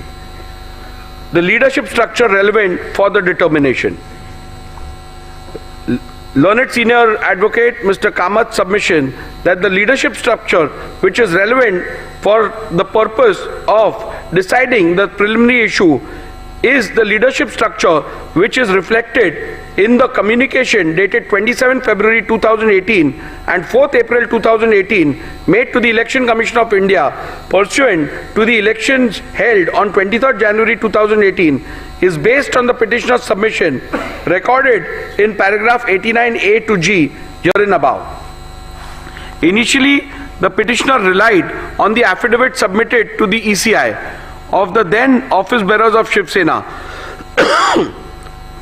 produced along with the affidavit in lieu of examination of chief to show that Shri Uddhav Thackeray had support of the majority in the organization. Respondents objected to such production on the ground that it is not permissible to produce affidavits of others along with petitioner's own affidavit in lieu of chief examination without the author of the said affidavits subjecting themselves to cross-examination. In any event, during the arguments, Mr. Kamath did not rely on these affidavits and limited his submissions to the 2018 leadership structure as available on the ECI website. Mr. Jethmalani, in turn, focused his submission to buttress the ground that the said leadership structure of 2018 cannot be considered and relied upon for the purpose of determining the preliminary issue, as the said leadership structure is not in conformity with the Constitution of Shiv Sena, which is on record of the ECI, and thus the same would be contrary to the findings of the Honorable Supreme Court in paragraph 168 of Subhash Desai. Mr. Jethmalani further relied on the legislative party leadership to submit that the legislative party also forms part of the leadership structure, as it is not only mentioned in the SS Constitution, but there is no dispute regarding the said members being part of the Pratinidhi Sabha under the SS Constitution. After having considered the submissions advanced by both the parties on the question as to which is the relevant leadership structure for the purpose of determination of the preliminary issue, I have come to the following conclusion. The submission of Mr. Kamath, the jurisdiction under the 10th schedule, only mandates a prima facie adjudication as to what the leadership structure of the political party was at the relevant time, and it does not extend to an inquiry as to whether or not the leadership structure available on the record of the ECI was pursuant to a validly held election is a correct position, and hence I concur with the same. Petitioner's submission that in these proceedings the respondents cannot challenge the organizational election results available on the record of the ECI, as the 10th schedule does not permit the raising of any such defense, is a correct position, and hence I am in agreement with the same.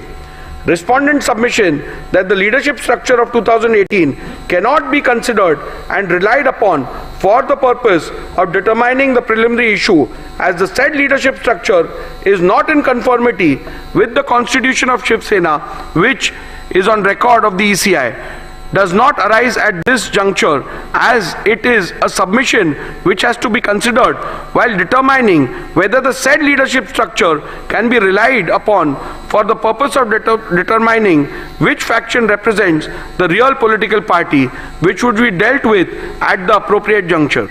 The only question which is to be determined in the current part of the order is what and who all constituted leadership structure of Shiv Sena at the relevant time. Respondents have led detailed evidence, and despite being confronted during cross-examinations, they have been able to demonstrate that no organizational elections were held on 23/1/2018.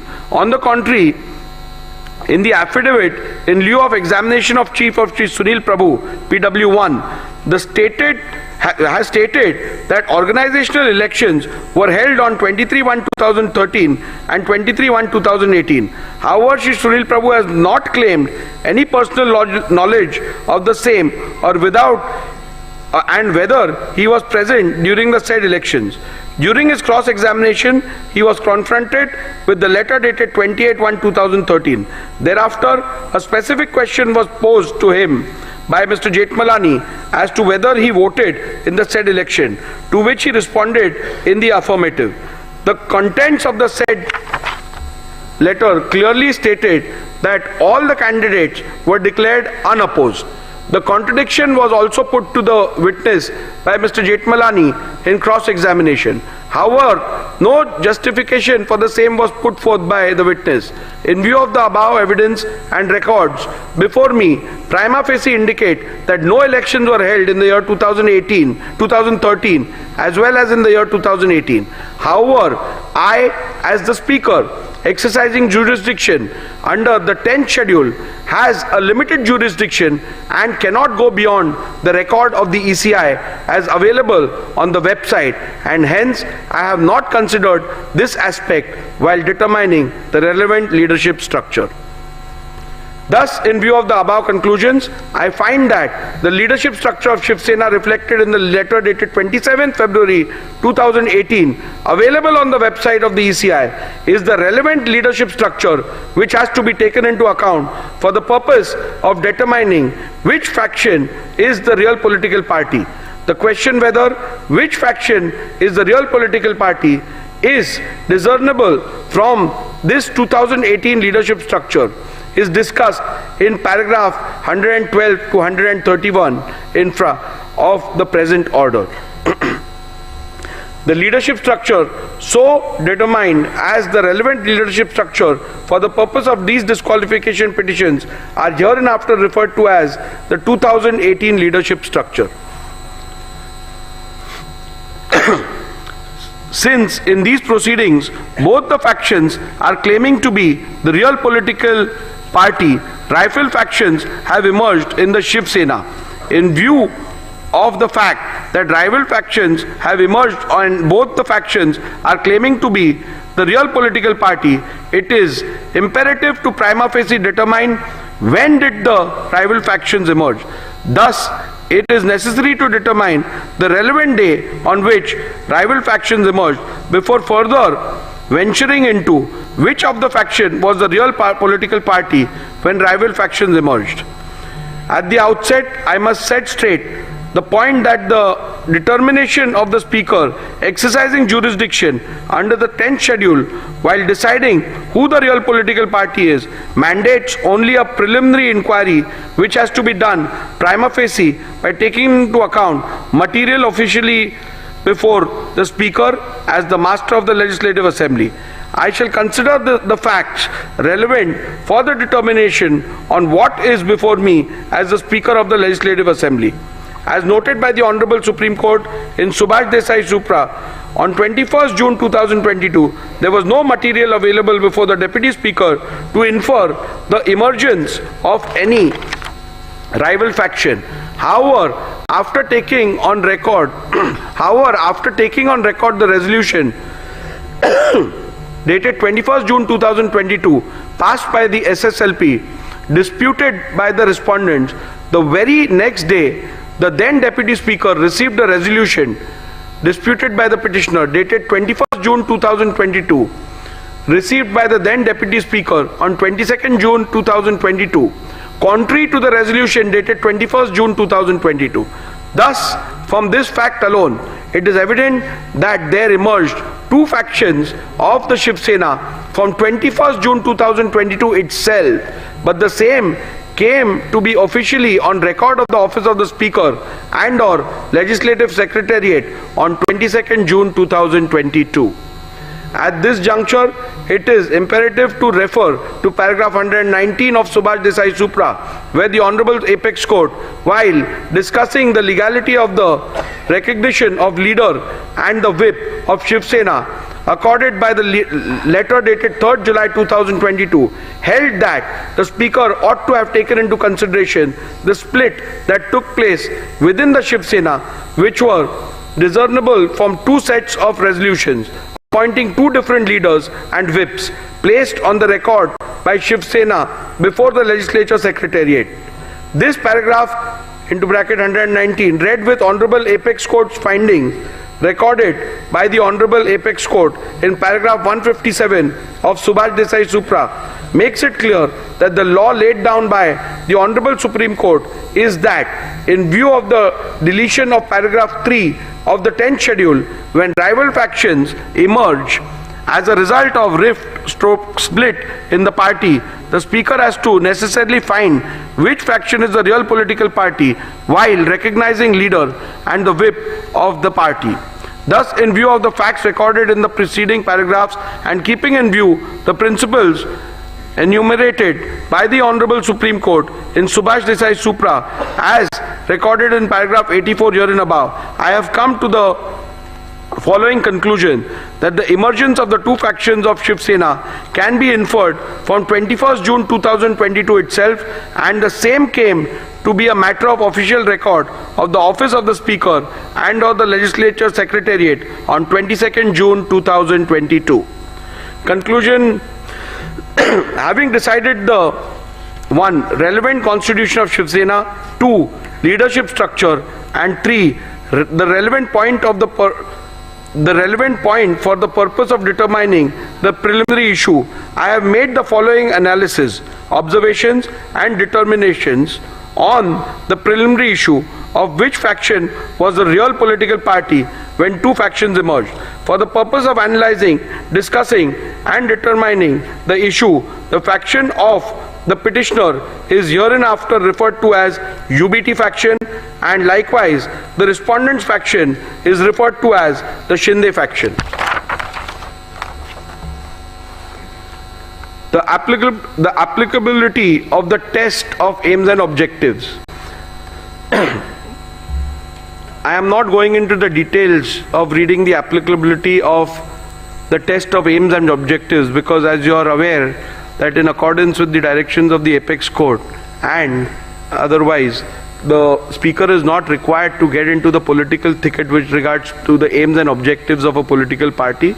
So I am restricting it to pronouncement, and you can have a look at it once you apply for the certified copy.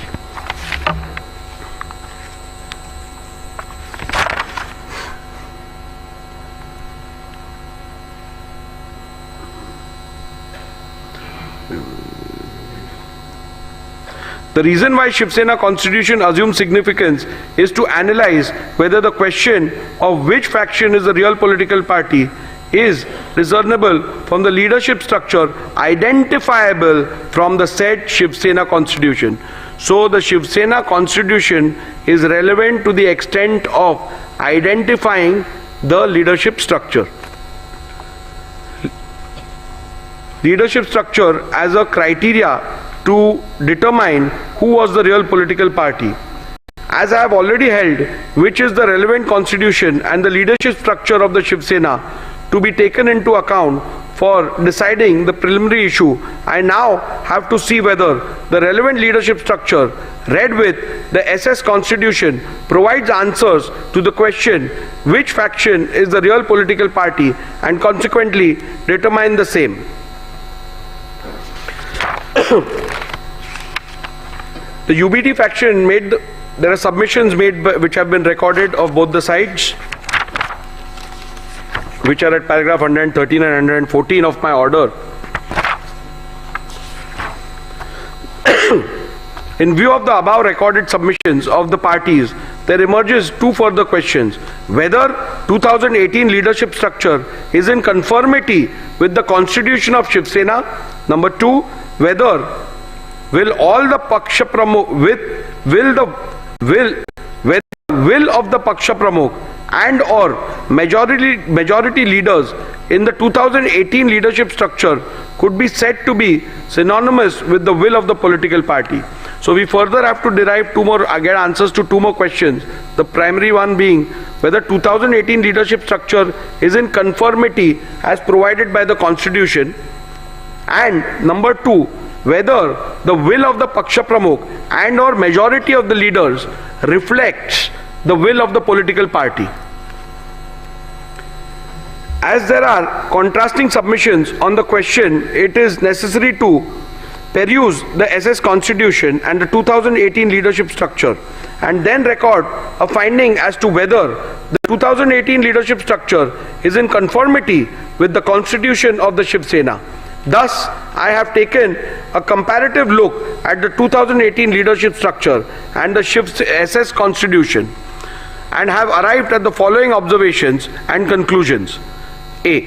2018 leadership structure mentions Shiv Sena Paksha Pramukh into bracket president as the highest office of the SSPP.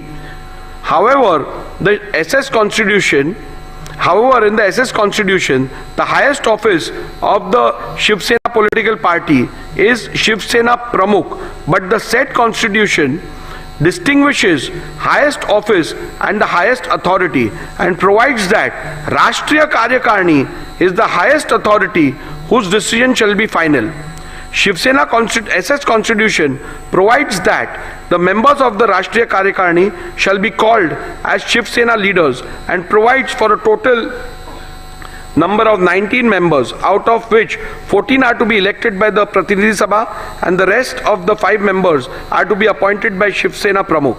However, the 2018 leader structure envisages only 13 members in the Rashtriya Karyakarni, out of which 19 are to be elected and the remaining 4 are to be appointed. SS Constitution provides for a total number of 21 deputy leaders, out of which 17 are to be elected by the Pratinidhi Sabha and the rest of the 4 members are to be appointed by Shiv Sena Pramukh. However, the 2018 leaders structure envisages 33 deputy leaders, out of which 21 are to be elected and the remaining 12 are to be appointed. The 2018 leadership structure provides for 3 categories of office bearers, vis-a-vis secretary, samanvayak and sanghatak. However, the constitution of Shiv Sena provides for 3 categories of office bearers, vis-a-vis president, sarchitnis, general secretary, koshadhyaksha, treasurer. From the observation recorded in the preceding paragraphs, it is evident that the 2018 leadership structure is not at all in conformity with the constitution of Shiv Sena.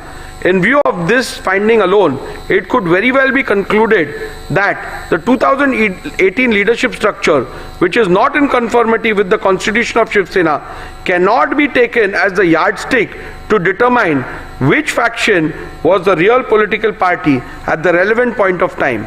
In view of the same, I have come to the conclusion that the 2018 leadership structure read with the SS Constitution does not provide a reliable outcome and or answer the question which faction is the real political party and hence cannot be relied upon to determine the said preliminary issue. Nevertheless, I am inclined to look at the second question regarding paragraph 115 herein above, where will of the Paksha Pramukh and or majority leaders in the 2018 leadership structure could be said to be synonymous with the will of the political party, so as to not leave any stone unturned in arriving at a decision. The determination of this question arises out of the alternate submissions made by the UBT faction that the 2018 leadership structure has to be taken ex facie, and the determination of which faction was the real political party has to be solely based on the said leadership structure without a comparison of the said structure with the leadership structure provided for in the constitution of the Shiv Sena. The said proposition would run counter to the principles laid down by the Honorable Apex Court in Subhash Desai Supra, where it was specifically provided that the leadership structure which has to be taken into consideration while determining the real political party has to be identifiable by the relevant constitution. Thus, although in the light of my finding on the preceding question, the aspect need not be looked into, however, I intend to look into the said aspect any which way, considering the gravity and importance of the dispute. Hence, following are my observations, findings and conclusions on the said aspect.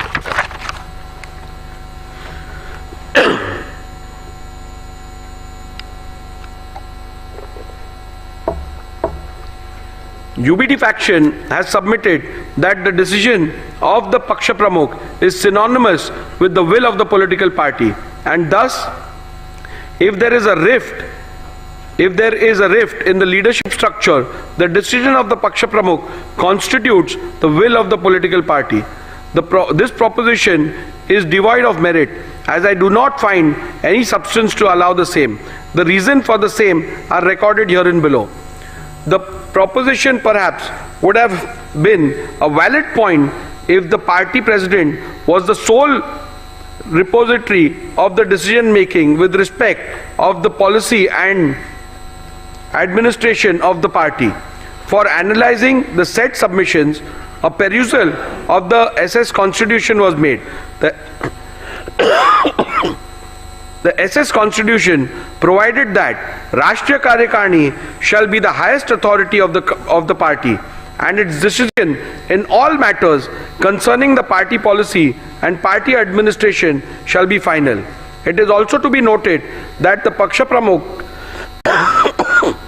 is only a presiding member of the said highest authority in the party, and in no way is the sole repository of decision making in the party.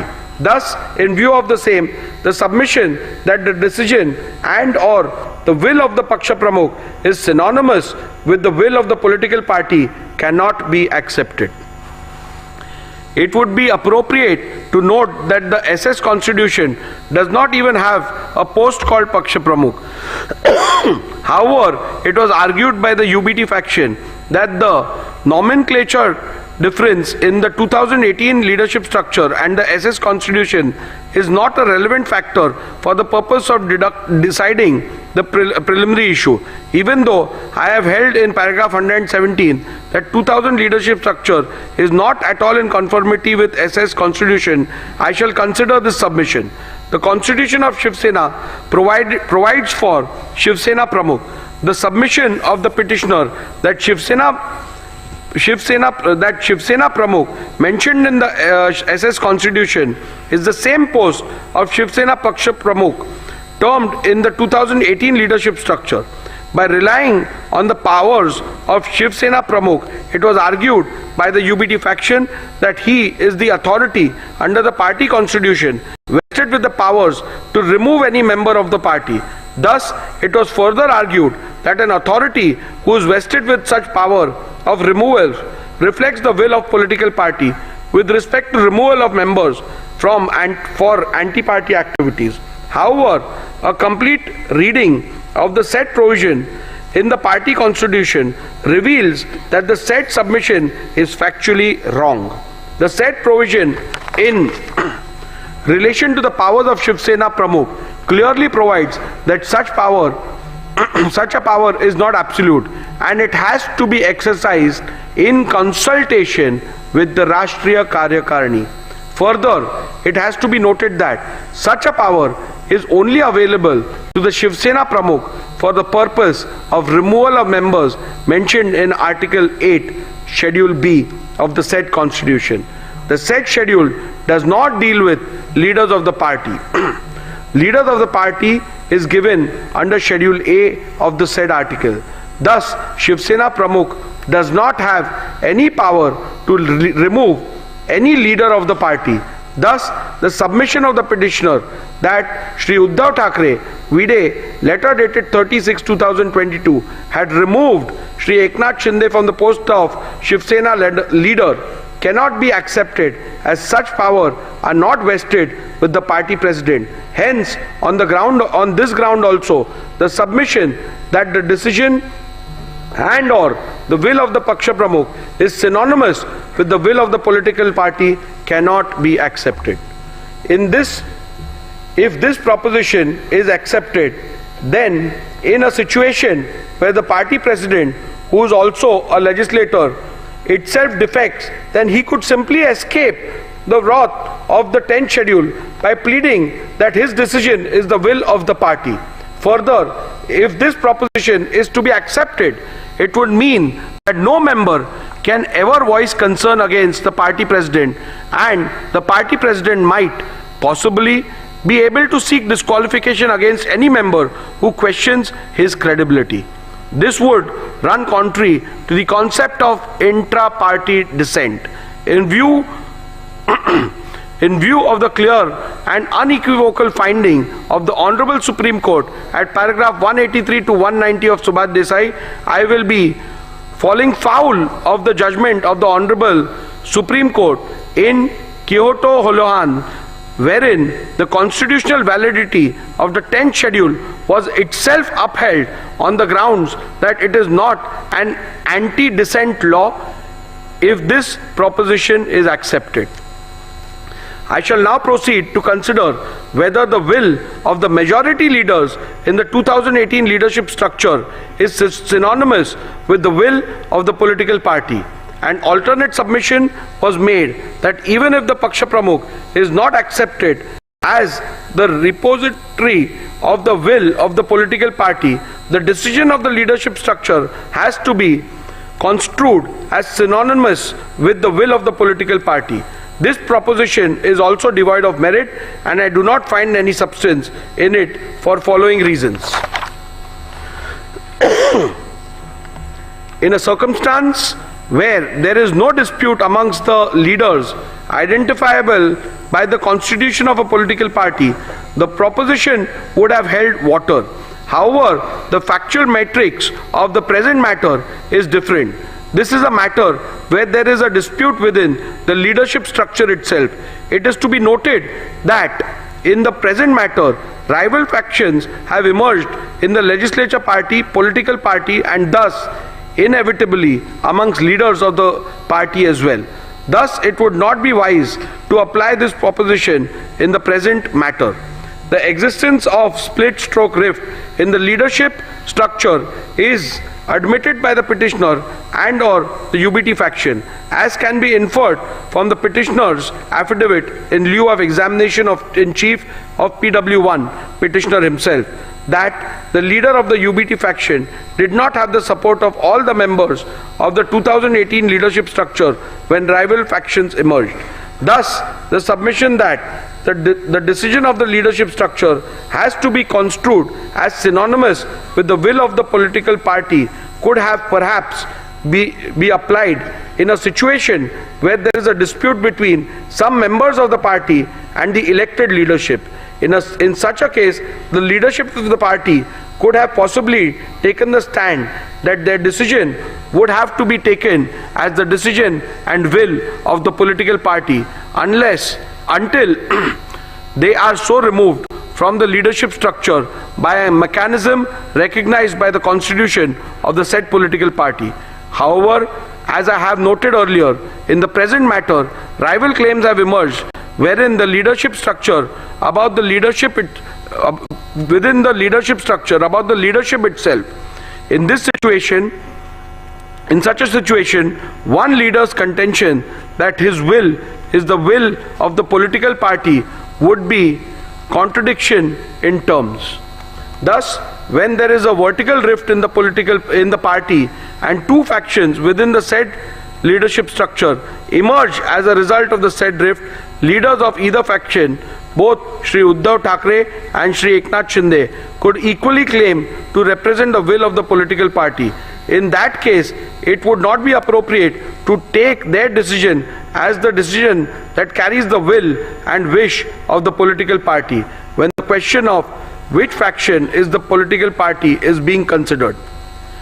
There possibly lies one more aspect which could be considered.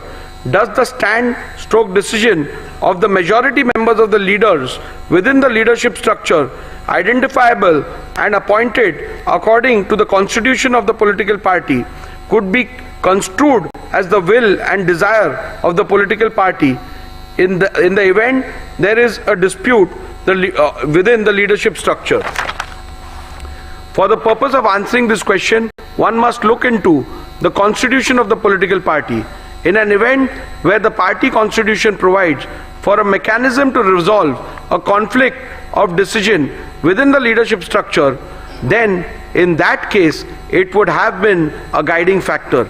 However, if the party constitution does not provide for such a mechanism, then in that case it would not be appropriate to say that the decision of the majority leaders would have to be accepted as the one which conveys the will of the political party.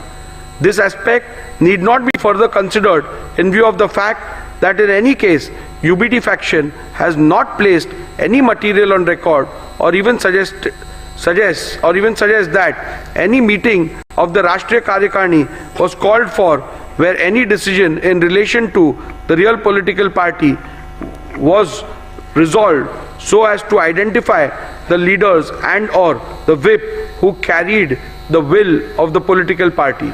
Thus, in the absence of any such material, including any majority decision of the Rashtriya Karyakarni in relation to the real political party, identifying the leader and or the whip who carried the will of the political party would be an impossible task. Any conclusion reached would be without basis in law and evidence of fact. The submission that the UBT faction shall be taken as a real political party is entirely based on the conjuncture that if there will be a decision taken in relation to the political party by Rashtriya Karyakarni, then UBT faction would have had the majority. At this juncture, the petitioner's claim about a meeting purportedly held on 25th June 2022 has to be dealt with. It is the petitioner's case that Rashtriya Karyakarni meeting was held on 25th June 2022 and certain resolutions were passed. In support of this case, petitioner has produced certain resolutions of 25th June 2022. Those documents are disputed by respondents. Mr. Jetmalani, learned counsel for respondent, objected to the said documents being considered on the ground that they were forged and fabricated, and demonstrated this before me by showing two separate documents, one annexed by the petitioner Shri Sunil Prabhu to his affidavit in lieu of examination of in chief, and the other set of the same documents which are annexed to the Supreme Court Convenience Compilation Volume 2. The first set of documents annexed to the affidavit in lieu of examination in chief, termed as minutes of the meeting of Rashtriya Karyakarni, and purportedly 7 resolutions passed in the said meeting. In none of the resolutions there is any signature of any person whose name are shown on the said document. Only on page 105 of Shri Sunil Prabhu's affidavit in lieu of examination in chief, there is a sole signature of Shri Vinayak Raut, who is shown as Shiv Sena secretary. The perusal of the said document shows that the meeting was termed as Rashtriya Karyakarni. In the second set of documents, which are annexed to the Supreme Court Convenience Compilation Volume 2, the resolution The resolutions are shown on different pages and they are not part of any minutes which was annexed to the affidavit in lieu of examination in chief of Shri Sunil Prabhu. These resolutions are shown on the letterhead of Shiv Sena, Rashtriya Karyakarani Baitak into bracket Pratinidhi Sabha. Petitioner relied on these documents to show that 7 resolutions have been passed, but in none of these documents there is even a single signature save and except for signature of 2 persons. The name mentioned as proposer and seconder are not even members of Rashtriya Karyakarani, like Shri Rahul Shewale, who is not a member of Rashtriya Karyakarani, who has stepped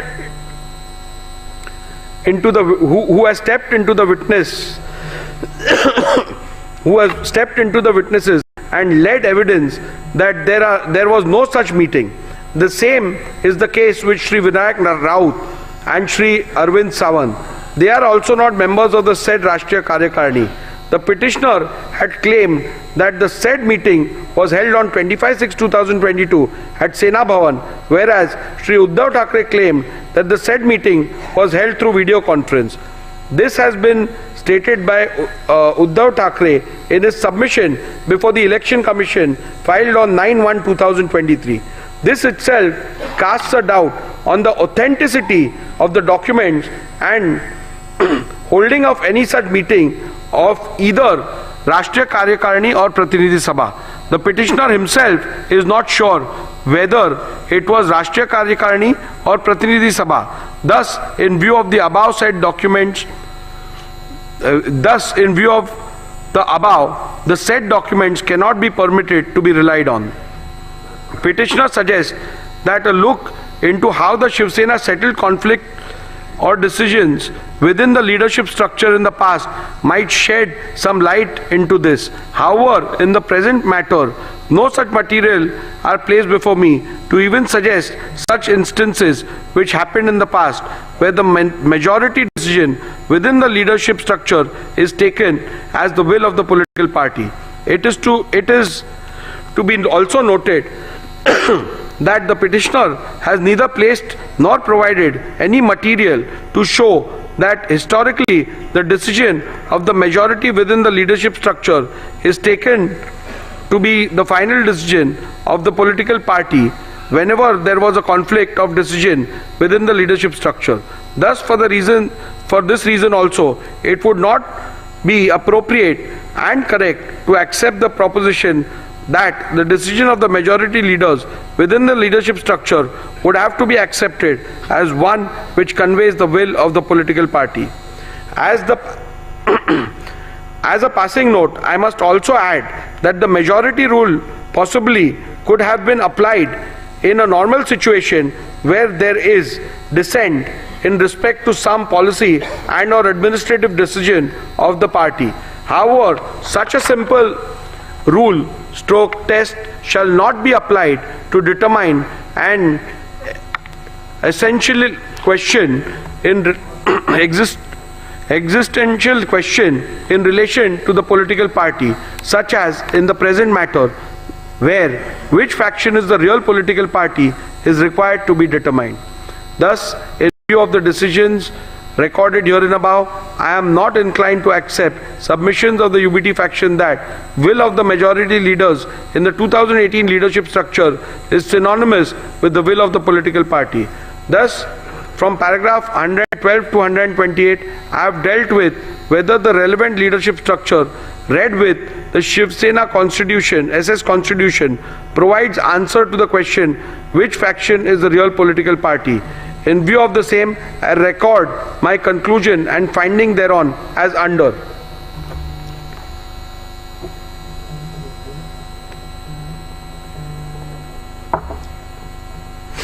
The 2018 leadership structure is not at all in conformity with the Constitution of Shiv Sena and thus does not provide a reliable outcome and or answer to the question which faction is the real political party and hence cannot be relied upon to determine the preliminary issue.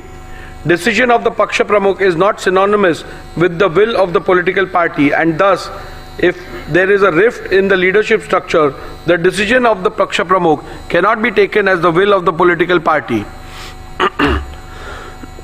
When there is a vertical rift in the horizontal leadership hierarchy of the political party and both the factions within the said leadership structure emerged as a result claim to represent the will of the political party, it would not be appropriate to apply the test of which of the said faction decision carries the will and wish of the political party. In the case of Shiv Sena political party, will of the majority leaders in the 2018 leadership structure cannot be said to be synonymous with the will of the political party. In view of the findings recorded in the preceding paragraph, I hold that the 2018 leadership structure read with the SS Constitution does not provide any reliable answer to the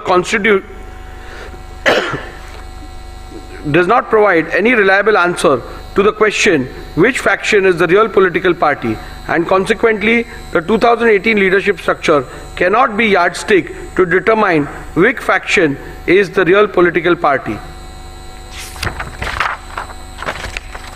With regards to the legislative majority, I am not going to spend much time because that question is rather clear.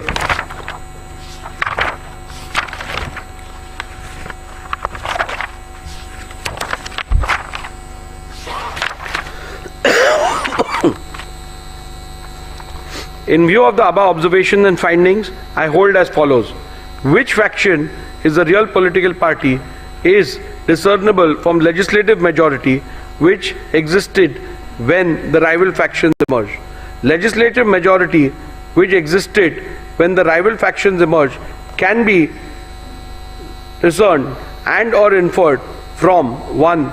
The Shinde faction resolution dated 21st June 2022 and 23rd June 2022 available on record of the Legislature Secretariat, and the admitted position which can be inferred from the initiation of petitions against 38 legislators of Shinde faction by the UBT faction. Shinde faction had an overwhelming majority of 37 out of 55 MLAs with the rival when the rival faction emerged. From my analysis, observations, conclusions and findings recorded in paragraph 82 to 144 herein above, I hold that Shinde faction was the real Shiv Sena political party when rival factions emerged on 21st June 2022.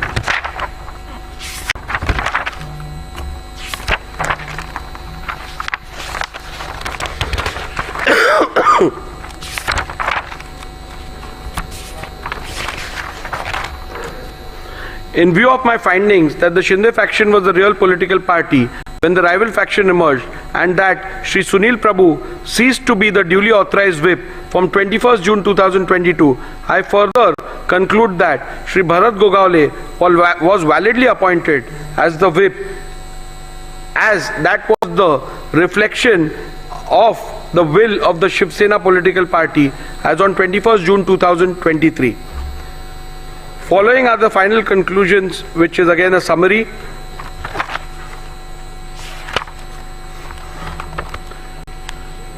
Have the respondents incurred disqualification in terms of paragraph 21A of the 10th schedule of the Constitution on account of their acts, omissions and conduct? I will also read the final conclusion. Following are the final conclusions from the analysis, observations, conclusions, findings and rulings recorded from paragraph 82 to paragraph 158 herein above. I conclude as follows. Shinde faction was the real Shiv Sena political party when the rival factions emerged on 21st June 2022. Shri Sunil Prabhu ceased to be the duly authorized whip from 21st June 2022. Shri Bharat Gogaole was validly appointed as the whip of Shiv Sena political party on 21st June 2023, Shri Eknath Shinde was validly appointed as the leader of the Shiv Sena political party on 21st June 2023. Have the respondents incurred disqualification in terms of paragraph 21A of the 10th schedule of the Constitution on account of their acts, omissions and conduct? Petitioner has contended that the respondents are liable to be disqualified on various grounds. Both the petitioners and respondents' submission are recorded in section 2 herein above. the various grounds on which the petitioner based the plea for disqualification is dealt with, where the alleged conduct of the respondent is purportedly becoming totally incommunicado attracts disqualification under paragraph 2(1)(a) of the 10th schedule, whether the alleged conduct of the respondents in purportedly becoming totally incommunicado attracts disqualification under paragraph 2 subclause 1 subclause A of the 10th schedule. The first ground on which the petitioner sought disqualification of the respondents is that the respondents became incommunicado. The submission cannot be accepted and the respondents cannot be held to be disqualified on this ground for the following reasons.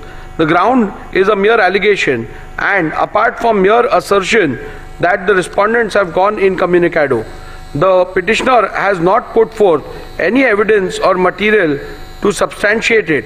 For instance, the petitioner has not provided any material about who was sought to be contacted and by whom, when such an attempt was made, etc. A mere unsubstantiated statement that the legislators have gone incommunicado cannot even be a ground to attract disqualification under paragraph 2(1)(a) of the 10th schedule. When rival factions emerge in a political party, especially within the leadership, it is possible for both the factions to allege that the other faction has gone incommunicado. In such a circumstance, especially in the light of the law laid down by the Apex Court in Subhash Desai Supra, it would not be correct to hold any faction to have incurred disqualification for going incommunicado without first determining which of the faction is the real political party, reflecting the will of the political party. Also, having held that the Shinde faction was the real political party when the rival factions emerged, the submission of the petitioner that the respondents have gone incommunicado ceases to hold any meaning for the purpose of disqualification.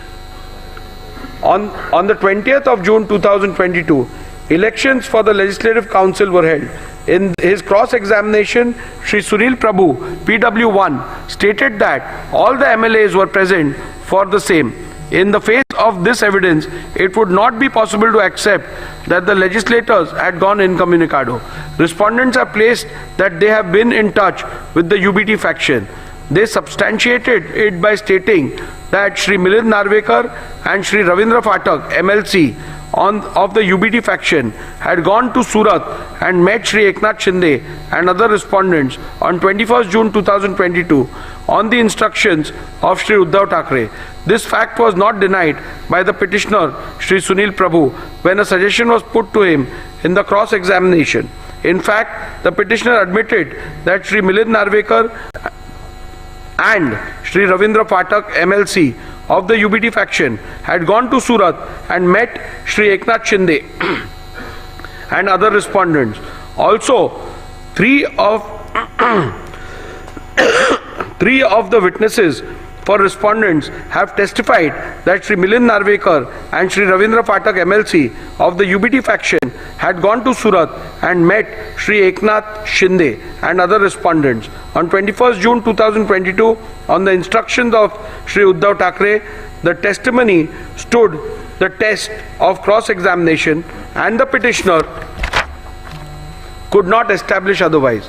Thus, on this count alone, or this count also, it would not be possible to accept the legislators were incommunicado, Whether the deliberate absence of the respondent in the SSLP meetings purported to be held on 21st June 2022 attracts disqualification under paragraph 2(1)(a) of the 10th schedule. The second ground on which the disqualification is sought is that the respondent deliberately remained absent in the SSLP meeting held on 21st June 2022. Petitioners relied on the attendance sheet register of the meeting dated 21st June 2022. After having considered the submission advanced on this ground, I hold that respondents cannot be held to be disqualified on this ground. In view of my conclusion that 1. The Shinde faction was the real political party when factions emerged, and 2. Shri Sunil Prabhu ceased to reflect the will of the political party from the moment the faction emerged. Thus, it would not be correct to say that Shri Sunil Prabhu had any authority to call any meeting of the SSLP. Hence, on this ground alone, petitioner's case that the respondents were liable to be disqualified for non-attendance of the meeting dated 21st June 2022 is liable to be rejected. Irrespective of the conclusion that may be reached about which faction was the real political party, respondents could not be held to be disqualified on the ground that they deliberately remained absent in the SSLP meeting held on 21st June 2022. This is because of the following reasons. Petitioner relied upon the attendance sheet of the 21st of June 2022 to claim that all those MLAs who were signed the said attendance sheet were present in the meeting, while those who did not sign were not present. Based on this document, the UBT faction claimed that respondents remained deliberately absent. A comparison of the original attendance sheet produced along with the affidavit in lieu of chief examination of the petitioner Shri Sunil Prabhu, PW1, with the copy of the attendance sheet produced and verified as a true copy along with the petition, reveals that the two do not match. There are glaring discrepancies. The copy claimed to be the original of the said attendance sheet has a handwritten date of 21st June 2022, whereas the copy verified as the true copy of the original produced along with the petition does not have it. Further, Shri Sunil Prabhu stated in his cross-examination that the documents relied as the attendance sheet was in fact a register of MLAs to whom the whip of 21st June 2022 was served and received. So, facts show: 1. There are glaring discrepancies in the said attendance sheet. 2. The statements of Shri Sunil Prabhu shows the document relied upon as attendance sheet of MLA present on 21st June 2022 is in fact a register of service and receipt of the whip dated 21st June 2022 of the MLAs. Thus, the said document is unreliable and cannot be taken as proof of non-attendance of respondents in the meeting held on 21st June 2022. Hence, on this count as well, petitioner's case that the respondents are liable to be disqualified for non-attendance of the meeting dated 21st June 2022 has to be rejected. Further, all the respondents have denied the receipt of any whip for attending the meeting on 21st June 2022. Countering this, petitioner Shri Sunil Prabhu, in his affidavit in lieu of examination in chief, stated that the whip for 21st June 2022 meeting was sent via WhatsApp by Shri Manoj Harishchandra Chaugle to Shri Prabhakar Kaye, PA of Shri Eknath Shinde. In the cross-examination of Shri Sunil Prabhu stated that the whip was sent via WhatsApp to all the respondents, who according to him were not traceable. However, petitioner has not offered any statement or any material to even suggest that such WhatsApp messages were sent to other respondents. Thus, the petitioner has failed to establish that whip/notice was served upon the respondents in petition number 2/215, directing them to attend the meeting on 21st June 2022. As to the service of whip on Shri Eknath Shinde, the only material produced by the petitioner is an alleged screenshot of the WhatsApp message sent by one Shri Manoj Harishchandra Chaugle to one Shri Prabhakar Kaye. This does not constitute proof of any notice whip was served upon Shri Eknath Shinde, directing him to attend the meeting on 21st June 2022. Further, a perusal of the aforementioned WhatsApp message allegedly sent to the PA of Shri Eknath Shinde shows that the said message was sent at 12:31 p.m. on 21st June 2022 for a meeting which was allegedly scheduled for 12:30 p.m. Thus, it is abundantly clear that none of the respondents were ever served any notice whip for the alleged meeting dated 21st June 2022. Hence, on this ground alone, also, petitioner's case that the respondents were liable to be disqualified for non-attendance of the meeting dated 21st June 2022 must be rejected. The third ground on which the disqualification of respondent is sought is that the respondents deliberately remained absent in the SSLP meeting held on 22nd June 2022. Petitioner relied on the attendance sheet register of the meeting dated 22nd June 2022. After having considered the rival submissions, I hold that respondents cannot be held to be disqualified on this ground in view of my conclusion that 1. The Shinde faction was the real political party when rival factions emerged. 2. Shri Sunil Prabhu ceased to reflect the will of the political party from the moment rival factions emerged. Thus, it would not be correct to say that Shri Sunil Prabhu had any authority to call any meeting of the SSLP. Hence, on this ground alone, petitioner's case that the respondents were liable to be disqualified for non-attendance of the meeting dated 22nd June 2022 must be rejected. Again, even if I was to take different view about which faction was the real political party, still the respondents could not have been held disqualified on the grounds that respondent deliberately remained absent in the SSLP meeting held on 22nd June 2022 for the following reasons. I am unable to accept the petitioner's submission that non-attendance of the SSLP meeting would make the respondents liable to be disqualified under paragraph 2, 1A of the 10th schedule. I am of the view that non-attendance of party meetings, including legislature party meetings, would not attract disqualification under paragraph 2(1)(a) of the 10th schedule of the Constitution.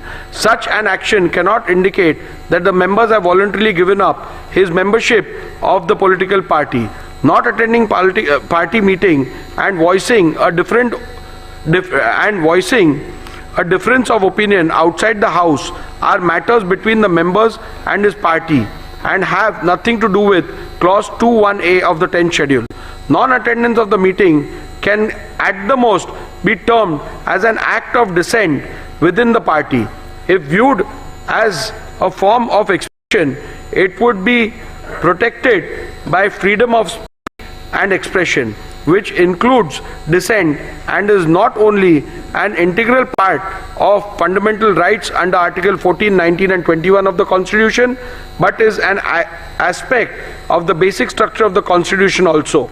Therefore, even if the alleged non-attendance is seen as an expression of dissatisfaction, it cannot be treated as conduct attracting disqualification within the purview of paragraph 2(1)(a) of the 10th schedule. Further, I find the petitioner's reliance on Shriman Balasaheb Patil versus Karnataka Legislative Assembly 2020 2 SCC 595 is misplaced, as in that matter the disqualification was not only on the grounds of non-attendance of a party meeting but was found to attract disqualification when considered with the surrounding circumstances, such as non-attendance of the assembly session along with non-attendance of meetings.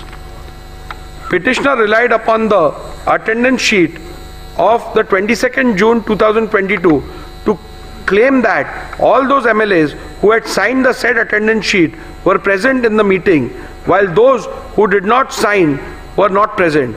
Based on this document, UBT faction claimed that respondents remained deliberately absent. A comparison of the original attendance sheet produced along with the affidavit in lieu of chief examination of the petitioner Shri Sunil Prabhu PW1 with the copy of the attendance sheet produced and verified as a true copy along with the petition reveals that the two do not match. There are glaring discrepancies. The copy claimed to be the original of the said attendance sheet has a handwritten portion on top in which it is not which is not present in the copy annexed to the petition, verified as the true copy of the original. The original of the said attendance sheet has 17 signatures and in the copy annexed in the petition verified as true copy of the original has only 15 signatures. Thus, glaring discrepancies in the said attendance sheet makes the said document unreliable and hence cannot be taken as proof of deliberate non-attendance of respondents in the meeting held on 22nd June 2022. Hence, on this count as well, petitioner's case that the respondents are liable to be disqualified for non-attendance of the meeting dated 22nd June 2022 is liable to be rejected. In view of my conclusions reached above and the findings that the Shinde faction was the real political party when rival factions emerged, it would not be correct to say that respondents have incurred disqualification under paragraph 21A and the 10th schedule by passing the resolution dated 21st June 2022. Hence, on this ground alone, petitioner's case that the respondents are liable to be disqualified for passing the resolution dated 21st June 2022 must be rejected.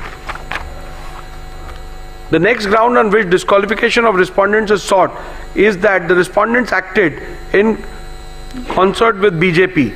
This ground is a mere allegation, and apart from the mere statement that the respondents have acted in concert with the BJP, the petitioner has not provided any material to substantiate the same.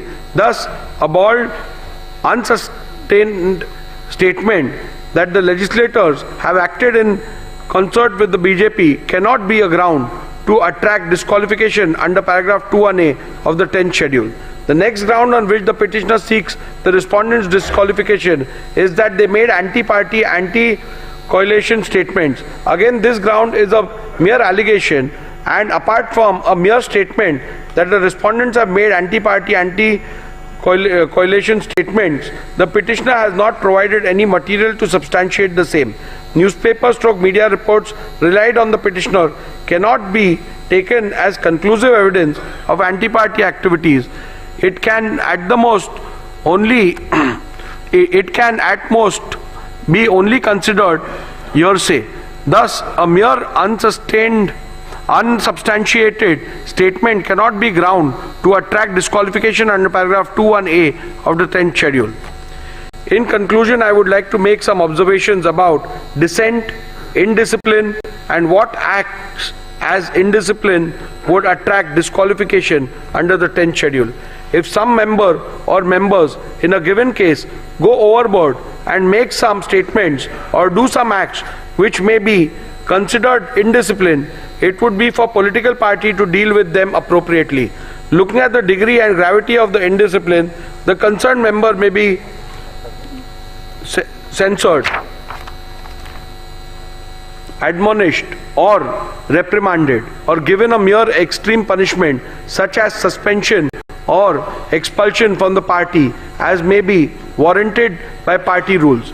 The 10th schedule is not intended as a device to be used for imposing intra-party discipline, much less for administering the party. No party leadership can use the provisions of the 10th schedule as a deterrent to stifle the collective dissent of large number of members by threatening them with disqualification under the 10th schedule. In a given case, when a tussle for leadership arises between leaders in a political party, the elected members, as indeed the common party workers, usually cannot remain mute onlookers. They are compelled to choose sides. Whatever else may be the consequences of this action or inaction, the parties cannot expect that the high office of the speaker can be used to eradicate opposition or quell dissent in party ranks by employing the mechanism of the 10th schedule. In any case, the speaker has no role to play in this game of political tussle between warring party leaders. The speaker merely goes to the letter of the law and the spirit behind introduction of penal consequences in the 10th schedule, which in my considered view is to preserve the democratic foundations of the legislature or the parliament. I must keep in mind this object underlying the 10th schedule and ensure that the dispute falls within the provisions of paragraph 21A and B, and that his powers are not sought to be invoked with ulterior motives for party gain. In view of my conclusions and findings recorded herein above, petition number 1 to 16 of 2022 are hereby dismissed.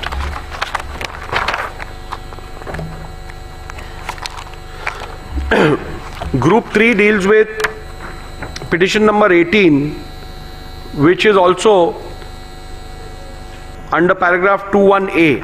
So I am only reading the operative part because the preliminary issues, the ruling will be the same on that. So I'll go to the operative part of it. You can deal with the judgment order with regards to the other aspects. Yeah.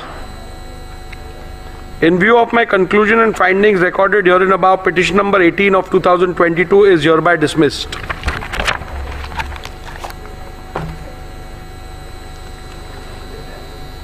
Group 4, petition number 19, which is filed by legislator belonging to the UBT faction under 21B, challenging the defiance of whip in the speaker's election.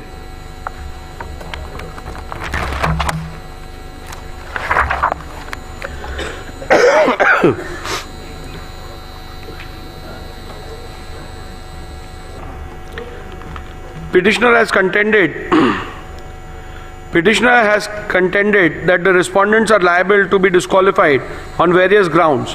Both the petitioners and respondents' submission are recorded in section 2 herein above. However, the prayer for disqualification in the present petition is restricted to the alleged violation of whip dated 2nd July, allegedly issued by the petitioner in respect of the election of the speaker held on 3rd July 2022. Other amendments are all repetitions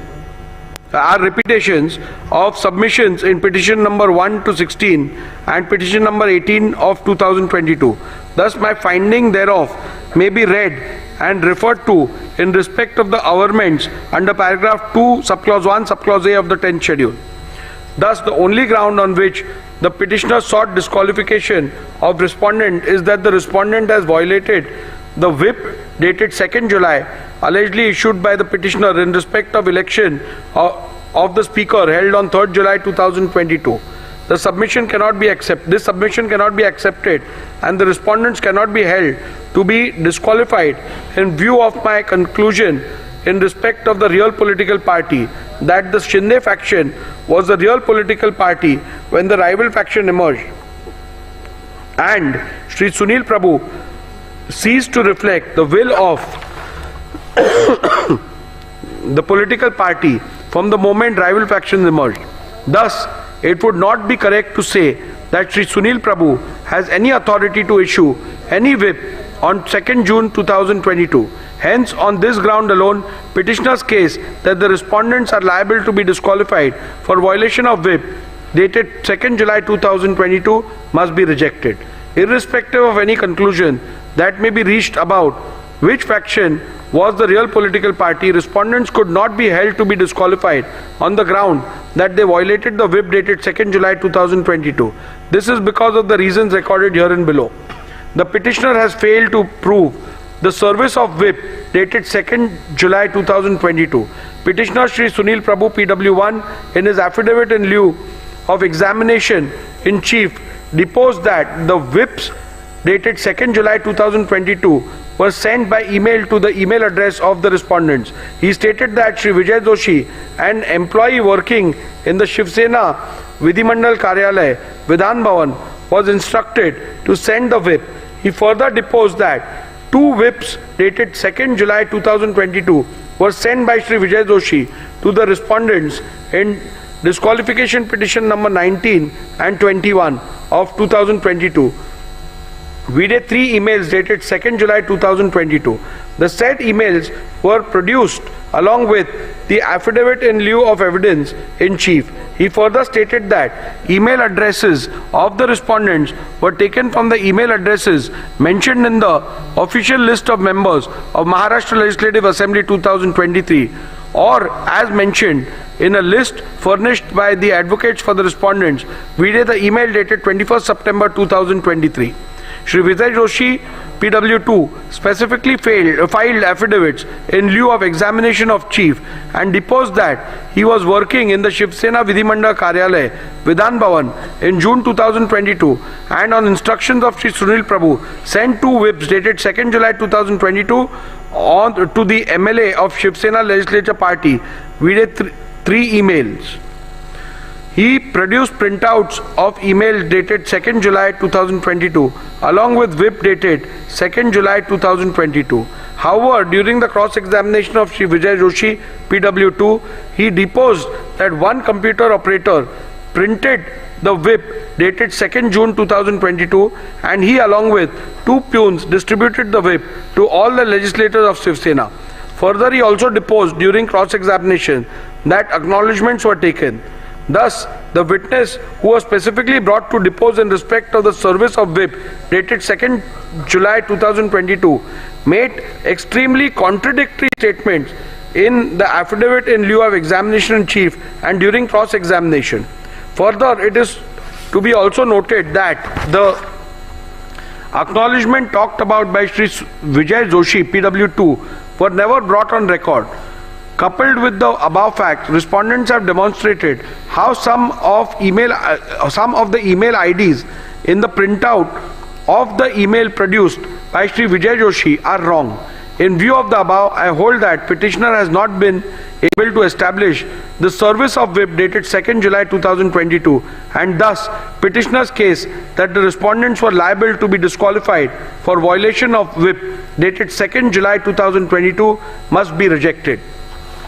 Rule 3 subclause 5 of the members of Maharashtra Legislative Assembly disqualification on the grounds of defection rule 1986 provides that where a member belonging to any political party votes or abstains from voting in the assembly contrary to the directions issued by such political party or by any person or authority authorized by it in this behalf without obtaining in either case the prior permission of such political party, person or authority, the leader of the legislative party concerned, or shall as soon as may be thereafter and in any case within 30 days from the date of such voting or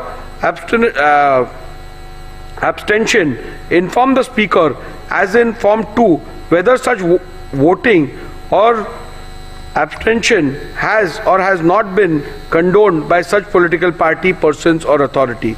From the record of the Legislature Secretariat, it is seen that the petitioner and or UBD faction has not complied with this rule.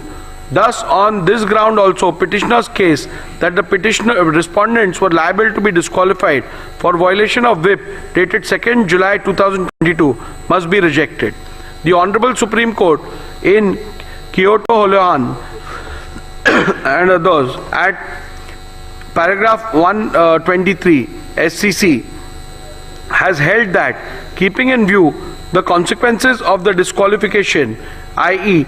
termination of the membership of a house, it would be appropriate that the directions or whip which results in disqualification under paragraph 21B is so worded as to clearly indicate that voting or abstaining from voting contrary to the said direction would result in incurring the disqualification under paragraph 21B of the 10th schedule, so that the member concerned has foreknowledge of the consequences following from the conduct in voting or abstaining from voting contrary to such a direction. A perusal of the whip dated 2nd June 2022 shows that the whip dated 2nd June 2022 does not contain any words which would indicate that the said whip, if not allowed, would result in the disqualification. Thus, on this count as well, petitioner's case that the respondents were liable to be disqualified for violation of the whip dated 2nd June 2022 must be rejected. At this juncture, I intend to look into respondent submission that a whip cannot be issued in an election to the post of speakers has to be considered, even though the learned counsel for the petitioner submitted that in normal course of events no whip is issued for the election of the post of the speaker, but he submitted that the election held on 3rd July 2022 was not in normal course, but it was crucial event linked to the sustenance of the government. Petitioner further submitted that in any election where a candidate has been set up by the political party, then in that case the directions of the political party are binding on the legislator in important elections. At the outset itself, I must state that the record that the petitioner's submission that in a speaker's election candidates are set up by a political party is factually wrong. As a convention, the candidates are not usually seen as candidates set up by political party. In the present case also, Sri Rajan Salvi was not set up as a candidate of Shiv Sena, but his notice of nomination was moved by a legislator affiliated to the NCP and seconded by legislator affiliated to the INC. This clearly indicates that candidates for the election of speaker are not set up by political parties. In view of the same, the petitioner's own submission, a whip could not have been issued in the election of a speaker as the candidate was not set up by any political party. In view of my conclusions and findings recorded here and above, petition number 19 of 2022 is hereby dismissed.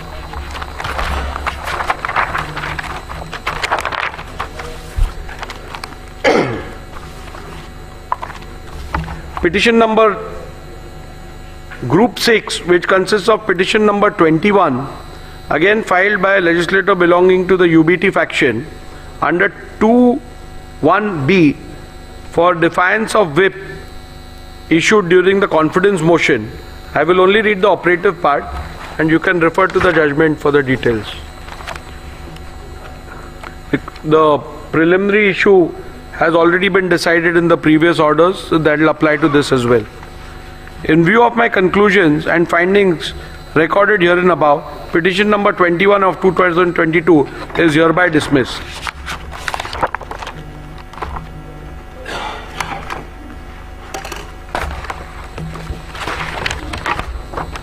Now we shall deal with Group 5, being petition number 22 to 24, which have been filed by legislator belonging to the Shinde faction under paragraph 2(1)(a) and paragraph 2(1)(b) of the 10th schedule of the Constitution of India.